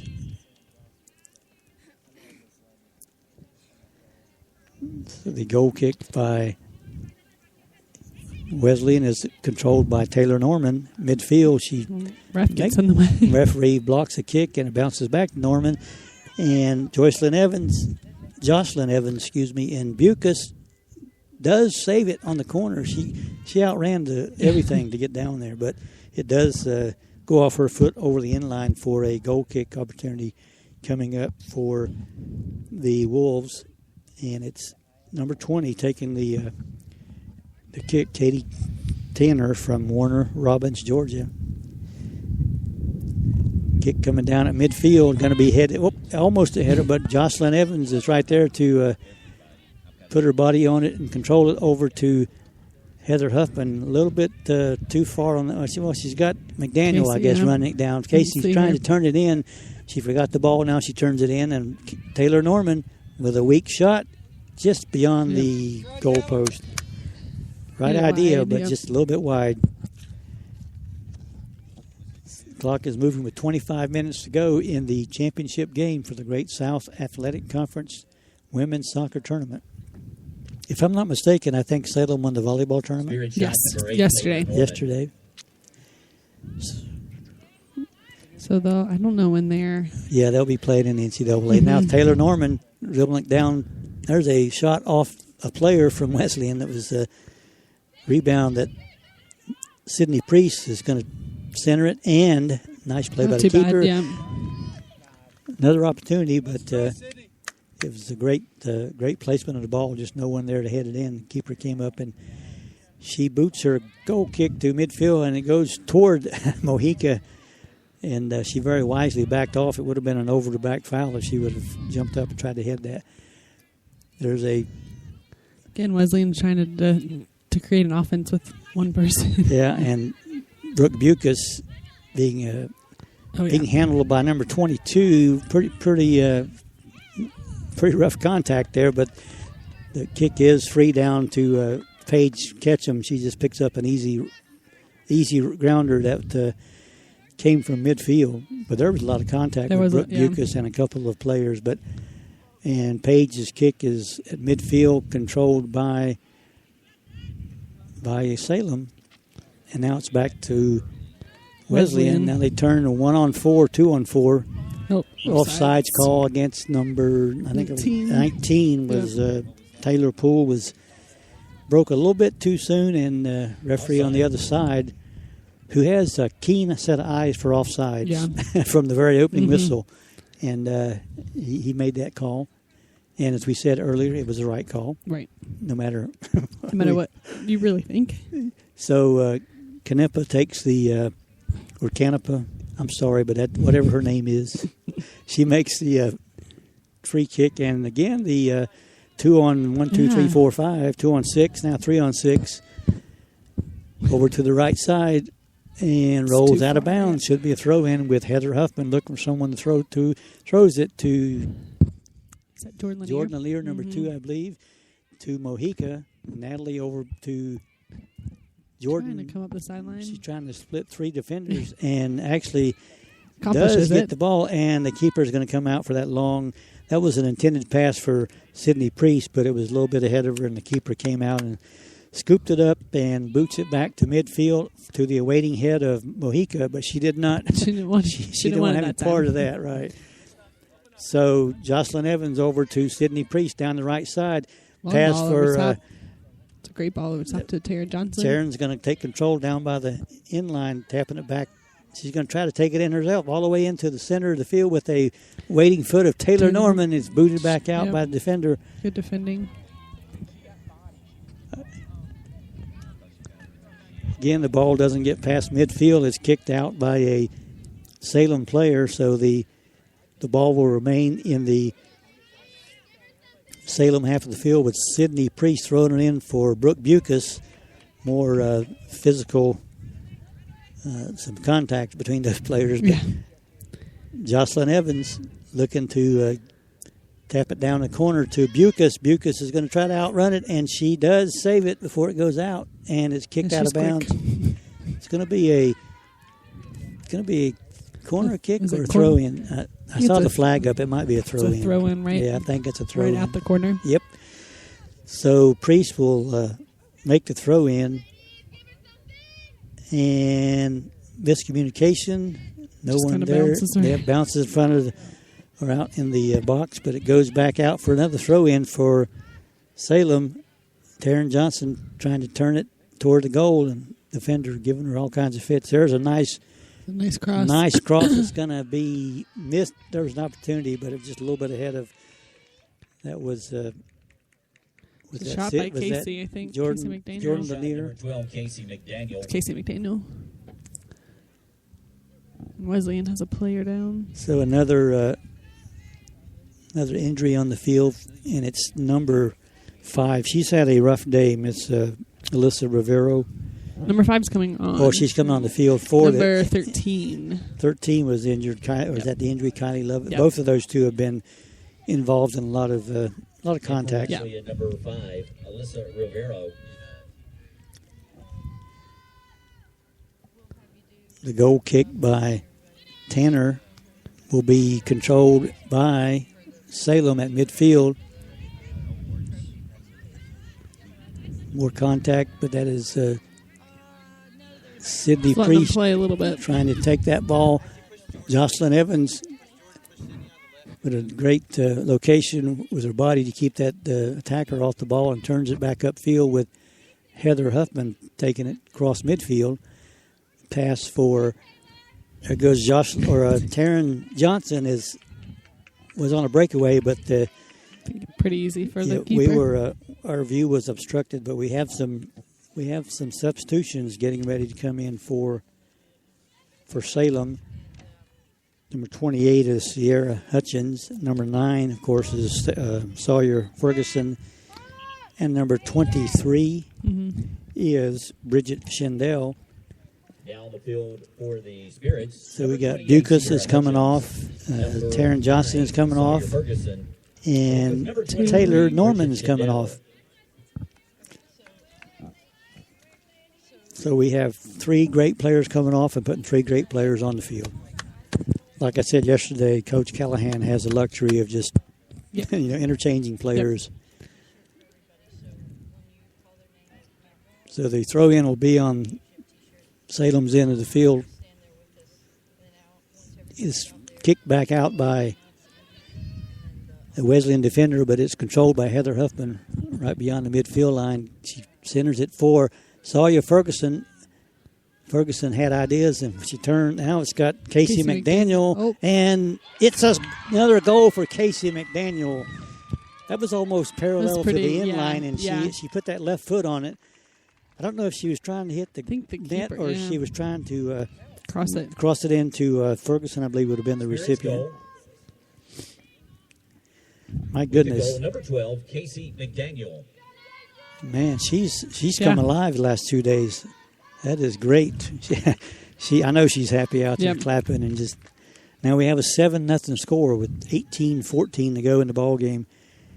Clock is now moving with Wesleyan moving down the field, but she's coming. Could be a breakaway, but it's kicked out back the wrong direction, and Sydney Priest does take control. I think we have Kimmy Templeton, number 5, is going to be seeing some action here in just a few moments once we get a stoppage of play. Ball again down in Salem's end of the field. Wesleyan does take possession, but waiting for it is Heather Huffman. Again, the Wesleyan Wolves, they have an opportunity. They're not going to outrun Heather Huffman to the ball.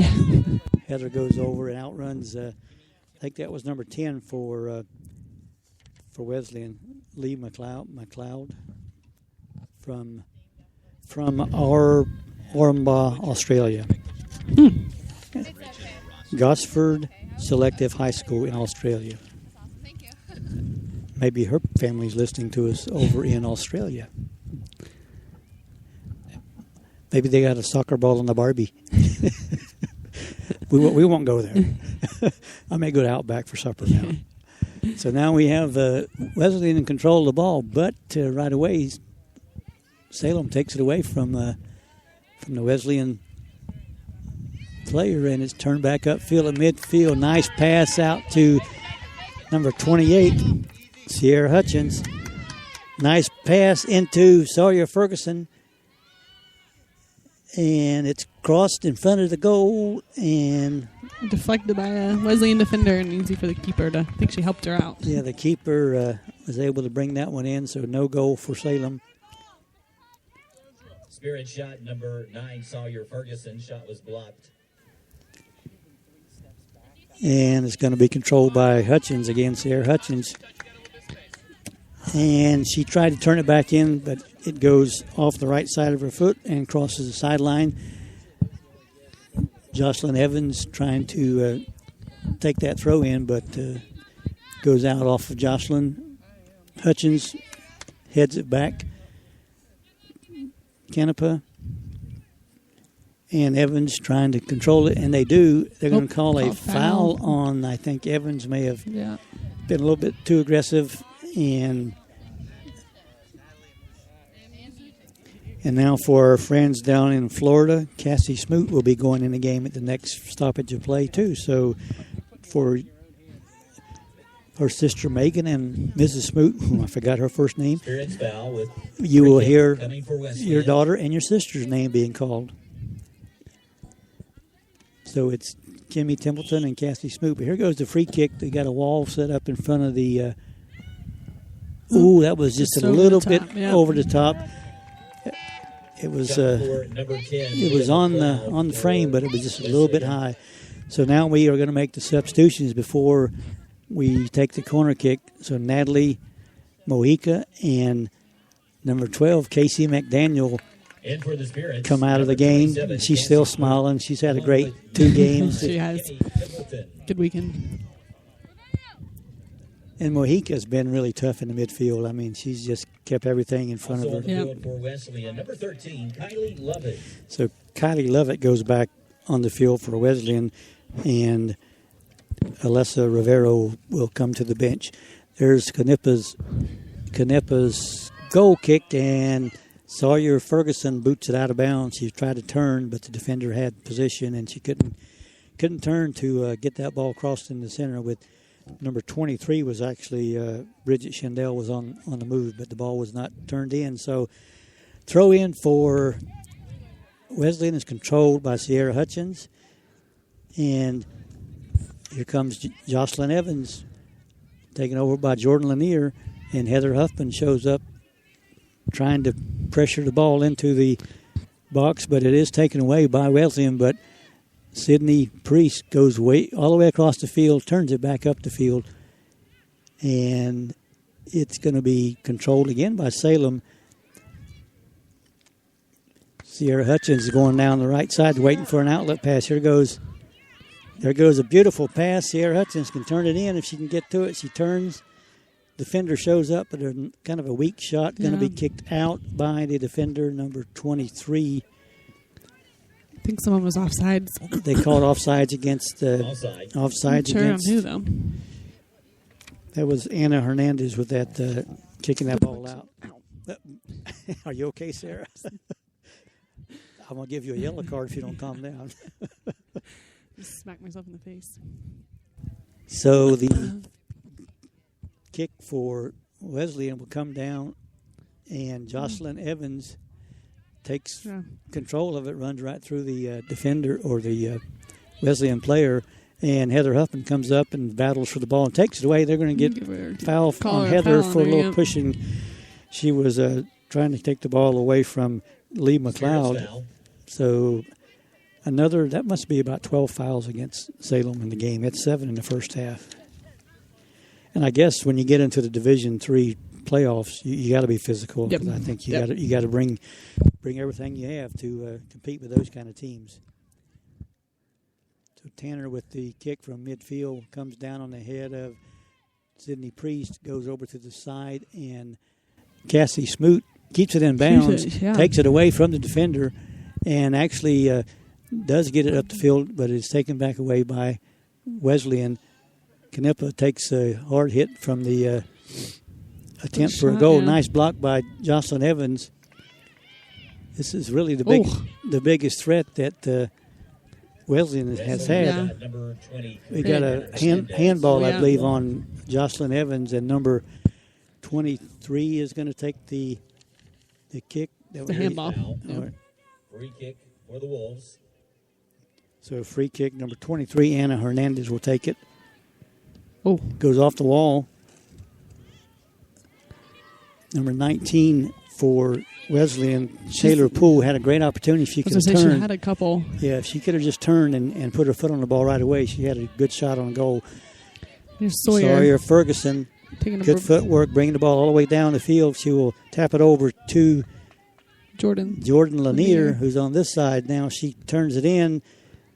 Defender kicks it back out. Number 22 for Wesleyan is Micah Griffin. Play the long ball into and just Paige Ketchum comes pretty out. Easy for Paige. It was, like you say, pretty easy save. Kind of a slow roller, and she got to it in time, and now she's booted it back down to midfield. Number 15 is holding her back. Maybe she got an elbow in the back from her own player, I think. Cadepa over to Sydney Priest. Good footwork. Priest down the side for all over the top for Kimmy. For Kimmy Templeton, she did not. Out for it went out. It's out for a goal kick. Did Kimmy kick it? Or I guess it went off the foot of,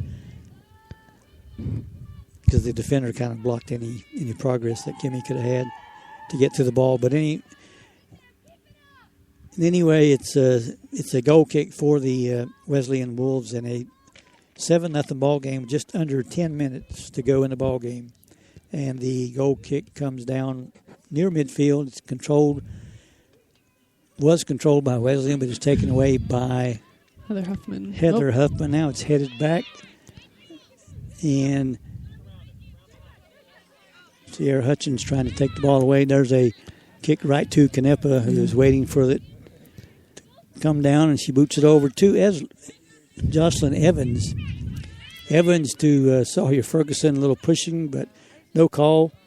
And again, Salem in control of the ball. Yep. There's a pass was a little bit too far. That's going to go out for a throw-in with Sierra Hutchins on the throw-in. We've got 2 or 3 people to throw it to. Now it's to Sawyer Ferguson. She taps it back to Hutchins, who centers it over for Templeton. There's a little blooper that Ferguson is playing head ball with it. Yeah. And so Bridget Schendel to Sawyer Ferguson, and it's pretty easily saved by the keeper. No threat of going in, and there's contact both ways. He's going to call holding on Salem. I guess that was another good call. A little push. So a free kick from just beyond midfield for Wesleyan. 8 minutes and 10 seconds, and the clock's moving. Nice kick. It's going to bounce. Oh. One of those bouncers that we talked about. It took one hop into Paige Ketchum's arms, but that could have been with the proper alignment on the offense. It could have been some damage down there. But again, it was a nice kick, but nothing to show for it. Ketchum gets that ball up in the air, doesn't she? Wow. Yeah.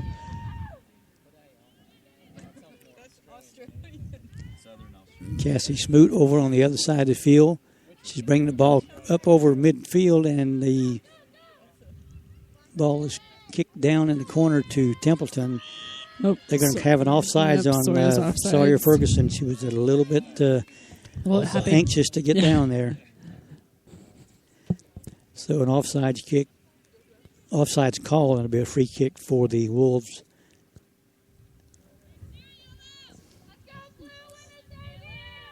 It's number 22, I believe it is, or is it 20? I can't. It's been 20. It's Tanner, Katie Tanner again with the kick. Ball goes out of bounds. Heather Huffman is going to come off the field. Number 15, Grace Young. And Grace Young, first-year player from West Brunswick, North Carolina, will be coming on the field. And Heather Huffman, who always plays a great game of soccer, her speed is really unbelievable at times. But she comes off the field with the game 7-0. I would venture to say we're going to see some more numbers show up here in front of us to get some playing time. Probably. There was a foul, and I'm not sure who the foul was on. But Wesleyan has a free kick. It's going to be taken by Tracy Young. She's going to turn it up on the right side. Nice pass up to Sawyer Ferguson. She battled with number 12 from Wesleyan, Miley Connor. The ball goes out of bounds. Should be a throw-in down near the corner for Salem.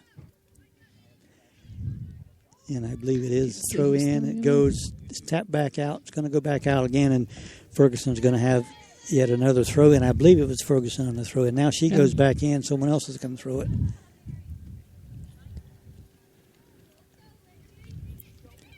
Ball's bouncing around in front of the goal. It's going to be another opportunity for Salem to score. Kimmy Templeton with a header.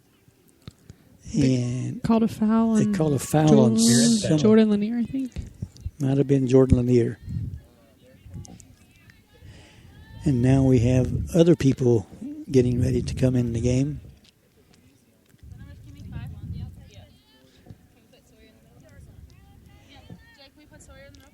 They're trying to decide what position they're going to play. The goal kick It's going to be controlled by Sierra Hutchins. Nice move. Kicked it right through the defender's legs. And Hutchins again with the ball trying to got two defenders trying to take it away from her. And Wesleyan maintains possession at midfield. There's a kick down to number 10 for Wesleyan. It was McLeod, but it's taken away by Sydney Priest. Priest. That was a miscommunication, but Jordan Lanier heads back down the field and takes the pass from Priest. And I'm not sure what's going on. We have 19-8, 26, and 14 in front of us.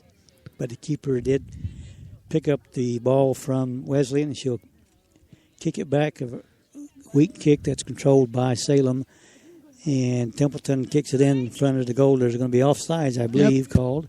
I think Sawyer's Sawyer. She's just over anxious to get another scoring opportunity. The clock is down to 3:50. 7-0 Salem advantage. Oh, we had Priest headed it into the back of Grace Young, number 15. There's a player hitting the ground. She is throwing her hands up like, where's the call? And there is no call. So 23 is Anna Hernandez. She kicks it over to Mary Grace Alley. Kylie Lovett kicks a long shot that is right into the arms of shot number 13, Kylie Lovett. Paige Ketchum, the keeper for Salem. Another good boot down to midfield, controlled by, actually Wesleyan takes the ball away, but here comes Templeton. The ball is not. Called another foul. Another foul against the. We may have the baker's dozen on the fouls for Salem. I think some people may have that. Yeah, we've got a couple that have been really aggressive. There's a kick from midfield. It's going to come down in front of the goal, but Paige Ketchum, again, they only had there was no one there to really make any plays for Wesleyan. Shot for Wesleyan, save for Ketchum. So Ketchum again. Kick comes down right around midfield, headed back and forth. Sawyer Ferguson, little contact with a Wesleyan player. Wesleyan with a kick down. It's going to be missed by three players, but Canepa finally gets control over to Smoot, Casey Smoot playing on the left side. And kick is controlled by Bridget Schendel. Now we can't see it. The corner looks like it's Kimmy Templeton down the corner. She hits a left footer that goes right to the keeper. Templeton did hit the ground over in the corner. Number 5, Kimmy. There's looked like a handball, but no call. And now Canepa with a header. And save for Stevens. Schendel in the middle, or number 15, it's Destiny Jimenez. Great pass. A little bit wide, a little bit ahead of the. We're having trouble seeing the field, folks. That's why we're a little bit hesitant. We're trying to. We have 4 substitutes that are waiting to go back on the field. Make it. And I believe the game is going to. We got 1 minute to go, so they may not make it back on the field. 1 minute.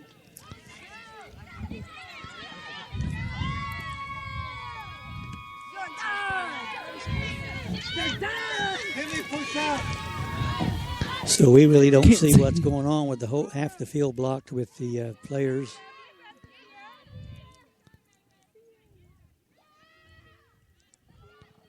So the clock is down to 35 seconds. But again, Templeton going down left corner, see if she can turn it. She's going to be called with an offsides. Offside.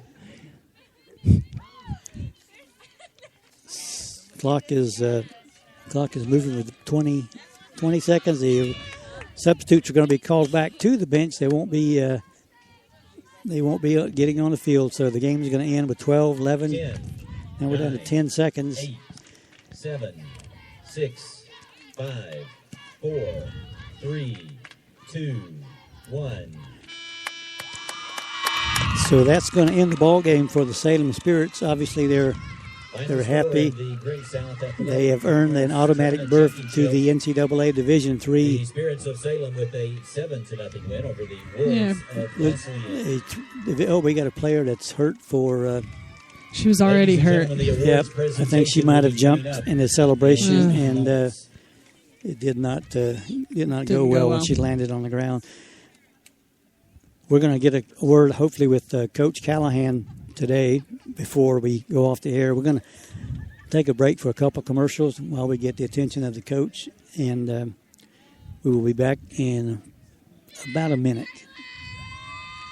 Hey, it's Big E, and I'm here with the 2013 Barbecue Pitmasters Alabama champions Ricky Wayne and Pig Daddy of Bibbs Downtown. Gentlemen, what's it like being reality stars? Hey, it's almost as good as Bibbs Ribs, baby. We're not Eastern or Western. We're Western. I'll tell you one thing, I never trust a skinny cook, and these guys got it going on. Hey, you can bring your family in, or if you like Biggie, come on in on Friday and get your Bibbs fixed. It's barbecue with a downtown vibe. They've got dine-in, takeout, catering, and a private event space. Be sure to follow them on Twitter and Facebook, and you can always check them out at BibbsDowntown.com. Today, community means more than the place you live. It's groups of people connected by shared interests and similar experiences. Your yoga class, your work colleagues, your book club. With all the communities in your life, shouldn't there be one for your financial life?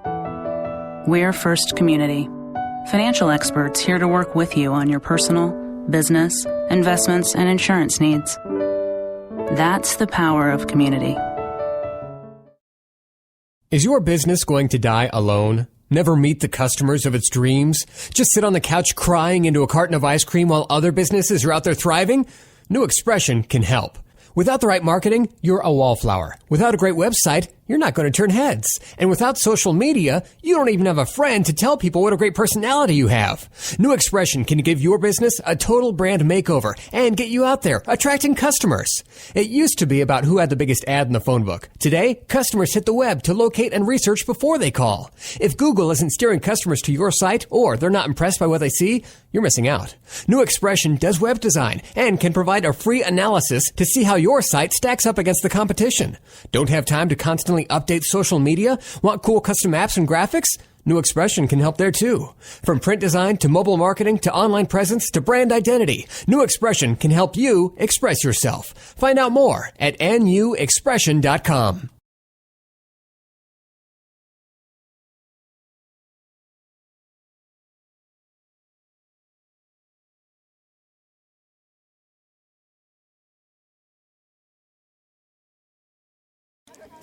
We are back.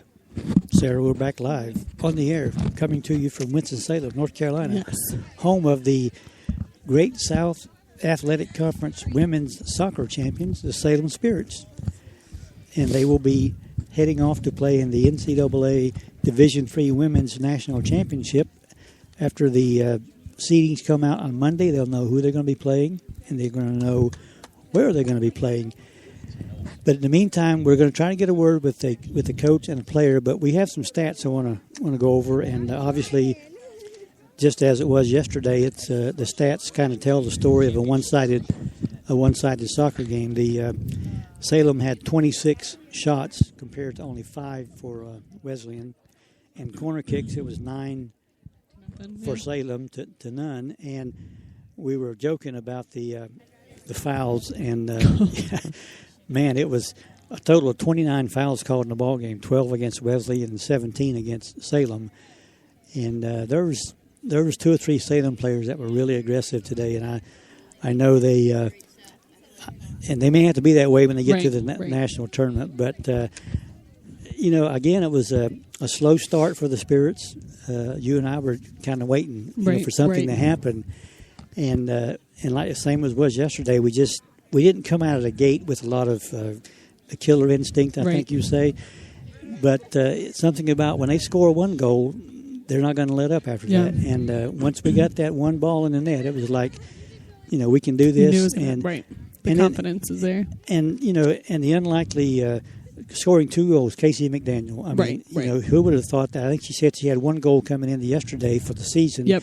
She had her 2nd goal yesterday, and then she doubles her output today, getting 2 more. So, and we talked to her a little bit after the game yesterday, and that was a thrill to see her, how excited she was, and she just carried that excitement over to today's game, and just I think she was the one that lit the sparks for the team to get going. So it was great to see her at this time, ladies and gentlemen, score those 2 goals. Presenting championship and t-shirts Brooke Bucas, she also scored 2 goals, and we're going to try to get a word with Bucas after the award ceremony. But Bucas had 2 scores there in the first half, and Taryn Johnson was on the board in the I think it was first half or second half. I think she was in first goal in the second half. She got it, and it was an assist from Bucas. So Bucas had 2 goals and 2 assists. I mean, she had a great game, and it was great to see her kind of come alive and do some great things on the field today. Taylor Norman, whom I think is just a great all-around soccer player. Right. She had her share of fouls because she is an aggressive player. She's not a dirty player. She's an aggressive player. And sometimes when you show that aggression against teams that are maybe lesser caliber, things do happen. Right. But she played a great game. She scored 1 goal. She had a header off a kick in. I think it was it a corner kick from Summer or just a pass? It was a pass from Summer. Summer Rich found her right in the middle of the box, and Taylor was able to find the net. And Sawyer Ferguson, we called her name out a whole lot today. She was very active around the ball, and she actually scored on a penalty kick. And you noted how that it went in the right corner. It was a hard on the ground, just a lot of fire on the kick, and it went right by the keeper. So that was important. And then we talked about Casey. I'm going to call her little Casey McDaniel. She's standing right in front of us. But 2 goals today and a goal yesterday, and what a way to go into the tournament with the momentum of winning, fairly easily and dominating style in all 3 tournament games, but also having a lot of players being involved in the game, and that's gonna carry itself into the tournament. And who knows who we play in the first game? They're expecting to get a low seed, so you play a high seed. You may play I think they're going to have 4 16-team brackets, I believe, and if Salem gets a 16 seed, then you play a 1 seed. But, we just have to wait and see how the seedings come out. But I will say that whoever draws Salem in the tournament, they better be prepared because, you never know what's going to happen. Right. There's a lot of talent on this Salem team, and with good coaching and great team attitude, good things can happen. And we are going to, hopefully, soon as the introductions they're getting their NCAA tournament T-shirts, which is pretty impressive to be able to wear one of those T-shirts. They've still got a few players yet to introduce. And you've done the last 2 games with me. How would you assess what's happened with the team? I mean, they dominate most of their games, but are they at the point now to where they can be competitive against the big teams in the country? I think they are. I think the one thing is, you have these teams that you played the past 2 games, which obviously you've controlled pretty much the main thing. So I think the big thing with the way we played today, especially in the first half, is that they have to get the kinks out now, because if they go into the game first round of the conference tournament, isn't going to be easy. And so if they can't do the things here, they're not going to relate into the next game. And so I think that's probably why he started his starters the second half, and he put some of the starters back in, is you're trying to make sure that you're clicking on all cylinders, so that when you go in and you're playing whoever we draw in the first round, that you're able to show up and play from the beginning. Unlike today, it didn't necessarily affect us because we still came out with the win. Right. But it's not going to be that easy next game. So you have to be able to, if you can't do it here against this team, you're not going to be able to do it against whoever we draw in the first round. And if you don't play your starters that you're going to be depending on, they may get rusty if they sit here for an hour and a half and don't get to play. But I think Jay does a great job of keeping everybody active and some people may say, well, you're up 7-0. Why you got starters for? Well, right. he's looking long range. Right. We got I guess bigger fish to fry this year, and you got to have. And that goes to Taylor Norman. Taylor Norman was voted the MVP of the tournament, which is no surprise. I mean, Taylor is an outstanding individual, outstanding player, and we had the pleasure of talking to her on our show before the season started, and she is just a great individual. We're just hesitating here. We're trying to be nosy and see what these people are saying around us, but At this time, ladies and gentlemen, we would like to recognize the runner-ups in this year's tournament. Now they're going to recognize the Wesleyan. Bulls of Wesleyan. They gave a great effort, I think. It's when teams come in here and play Salem, as we said earlier, the locals expect big things out of Salem. Right. And a lot of the games are pretty lopsided. Yeah. They have very, very few close games. Right. And for Wesleyan to come in, I mean, they held their own. They were, obviously we have more talent in Salem, but you got to give them credit. They battled. They didn't back down. I mean, it was a pretty physical game. Now they have completed their post-game ceremonies. We're going to hopefully get someone over to talk to us before we go off the air. We've had a great 2 days. We've had a great 2 days, and I think the athletic director is going to go out and find Brooke Bucas, and we're going to bring her over and have her. They're having a photo opportunity over at midfield. A lot of cameras, a lot of excited people over there with winning the tournament and getting a berth into the NCAA Division III National Championship is quite an accomplishment. And I'll guarantee you, Jay Callahan will have the same expression that he had when I saw him the other day walking down the street. I mean, and that's the sign, I think, of a good coach who's in control and understands the game, understands his players, and knows what he's looking for. And in most cases, he gets what he's looking for. Yep. They're still doing some photo ops with. There's all kinds of pictures being taken. We're going to go ahead and run one more commercial while we wait for the coach and the player to come over for an interview. So we'll be back after a short break. Today, community means more than the place you live. It's groups of people connected by shared interests and similar experiences. Your yoga class, your work colleagues, your book club. With all the communities in your life, shouldn't there be one for your financial life? We're First Community, financial experts here to work with you on your personal, business, investments, and insurance needs. That's the power of community.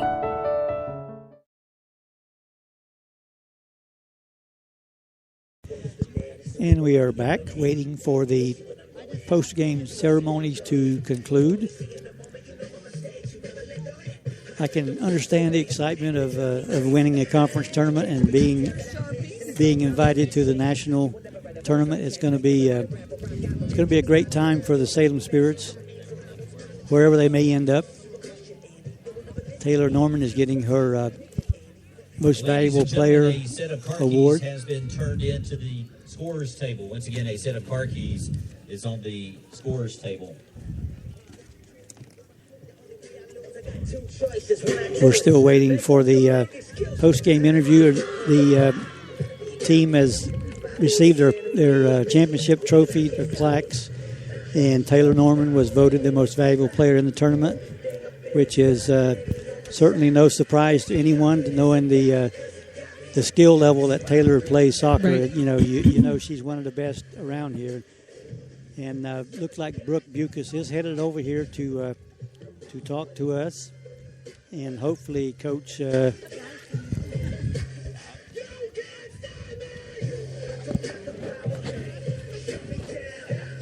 We'll be going on the air just momentarily.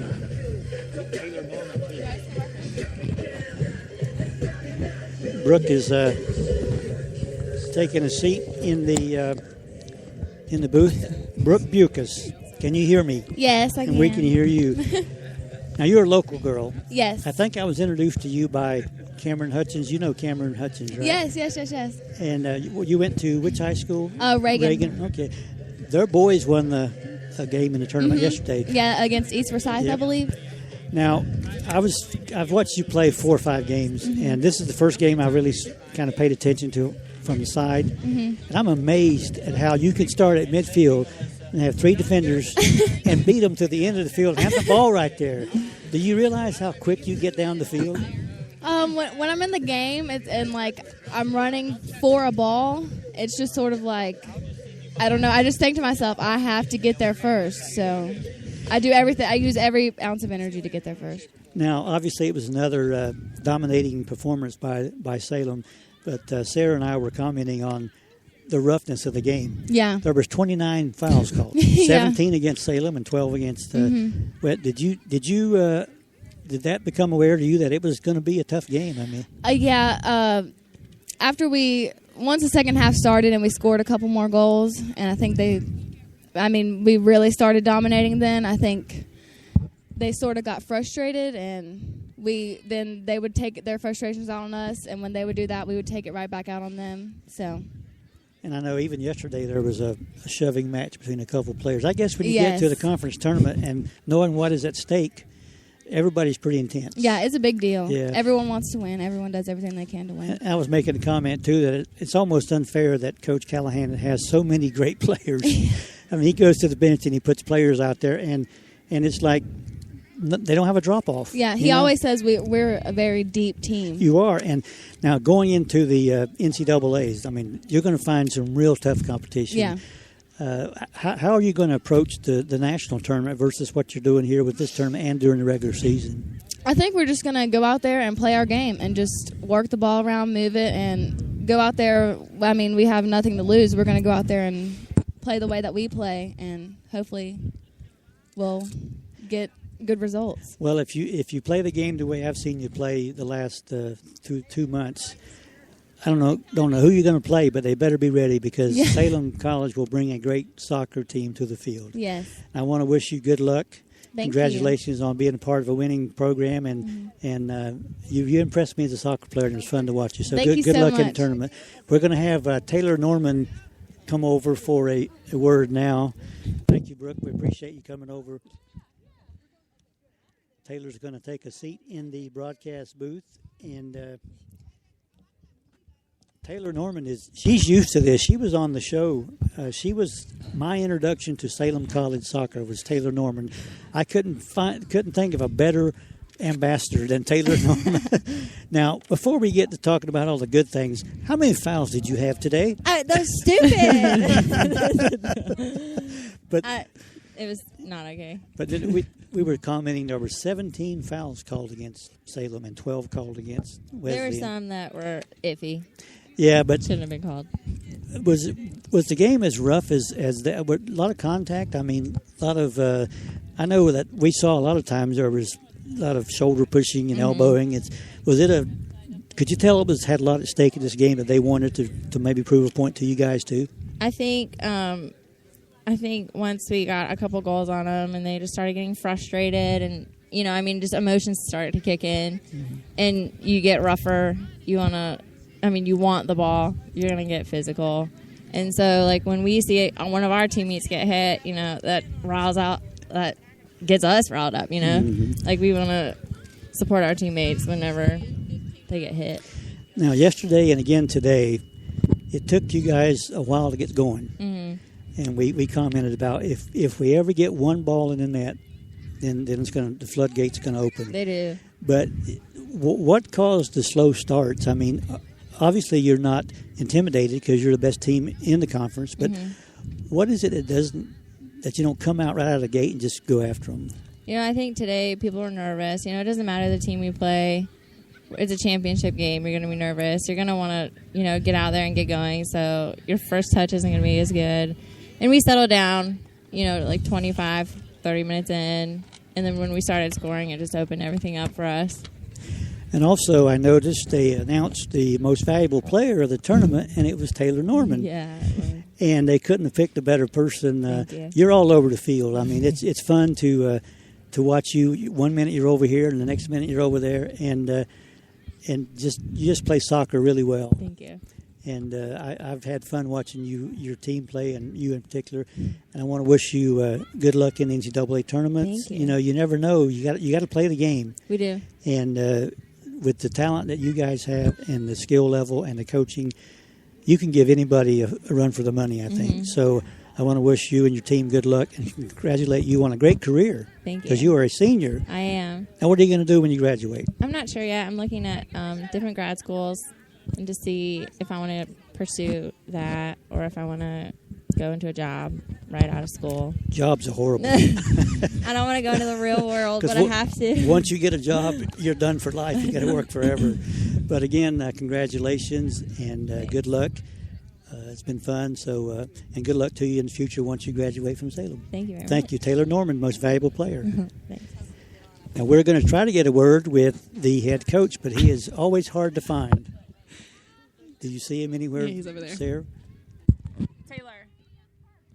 Yeah, he did see our signal. He's actually going to come over and we're going to have a word with him.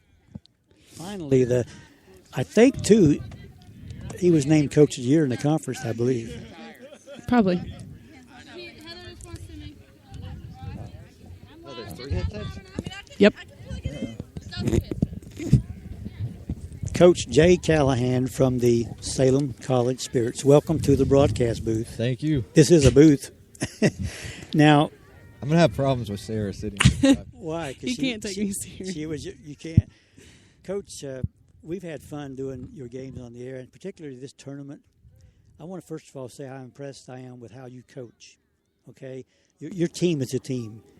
And I know you don't like to be, given any credit, but you do a tremendous job. And we watch these 30-some kids. We were commenting it's almost unfair that you have all these players, Yeah. But what I'm impressed with too is the team camaraderie and how they play and pull for each other. Is that something that you kind of stress as a coach, that if you're going to be a winner, you got to be together? Well, yeah, we stress that all weekend. No matter what the score is, everybody's got to stay up and continue to support the team the whole game. Now, you win a championship and you get a berth into the NCAA tournament.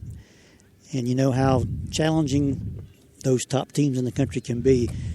But, I think if this team brings their A game and everybody keeps their head screwed on straight, you can give anybody a good game, I think. I think it's going to be interesting to see just what happens when you get up to the tournament. Well, yeah, it's going to a lot of any sport, NCAA tournament, any division, a lot of it depends on where you get placed and who you get placed against. And so we'll wait and see tomorrow morning and see where we're going and who we're playing. And we also had the most valuable player from Salem, was Taylor Norman. And I heard a comment yesterday that, are you Coach of the Year again in the conference? Yeah, but Taylor, we felt that Taylor, she had a great weekend all tournament, but we also felt she was robbed of not being on the all conference team. So that played a little bit of the part into. But Taylor is a great player. I mean, she is a force on the field, and everybody knows that she's out there. And I was glad to hear her name called out as the MVP. But I know your work is now ahead of you. You've had the fun. It's over. Now we got to go to the big show and see what we can do. So I want to say good luck in the big tournament. You want to ask him a question, Sarah? I don't think so. You two can't sit side by side and be two mature adults. It's hard for us to be in the same room. The fact that we're sitting next to each other right now is a big deal.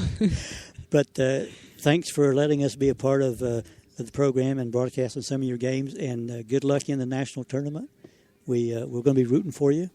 So hopefully you can make some noise when you get up there. And thank you to Triad Sports Coverage for covering our games. It's been awesome. Well, we've had a great time, and again, good luck to you in the tournament. That's head coach Jay Callahan from the Salem College Spirits. And Miss McCormick, we're going to take a break and go home. We've had a great time broadcasting the last couple of days. Sarah McCormick has been a great help to me because she knows the game of soccer. And I want to say thank you again to you taking time out of your busy schedule on the weekend. Thanks for having me. But it all worked out great. The Spirits are going to get this berth to the tournament. That's going to be great. So stay tuned to TriadSportsCoverage.com for the basketball season. Will be coming up pretty soon. We'll be doing some broadcasting of Salem College basketball. So until we meet again on the air, be safe and congratulations to the Salem Spirit Champions soccer team.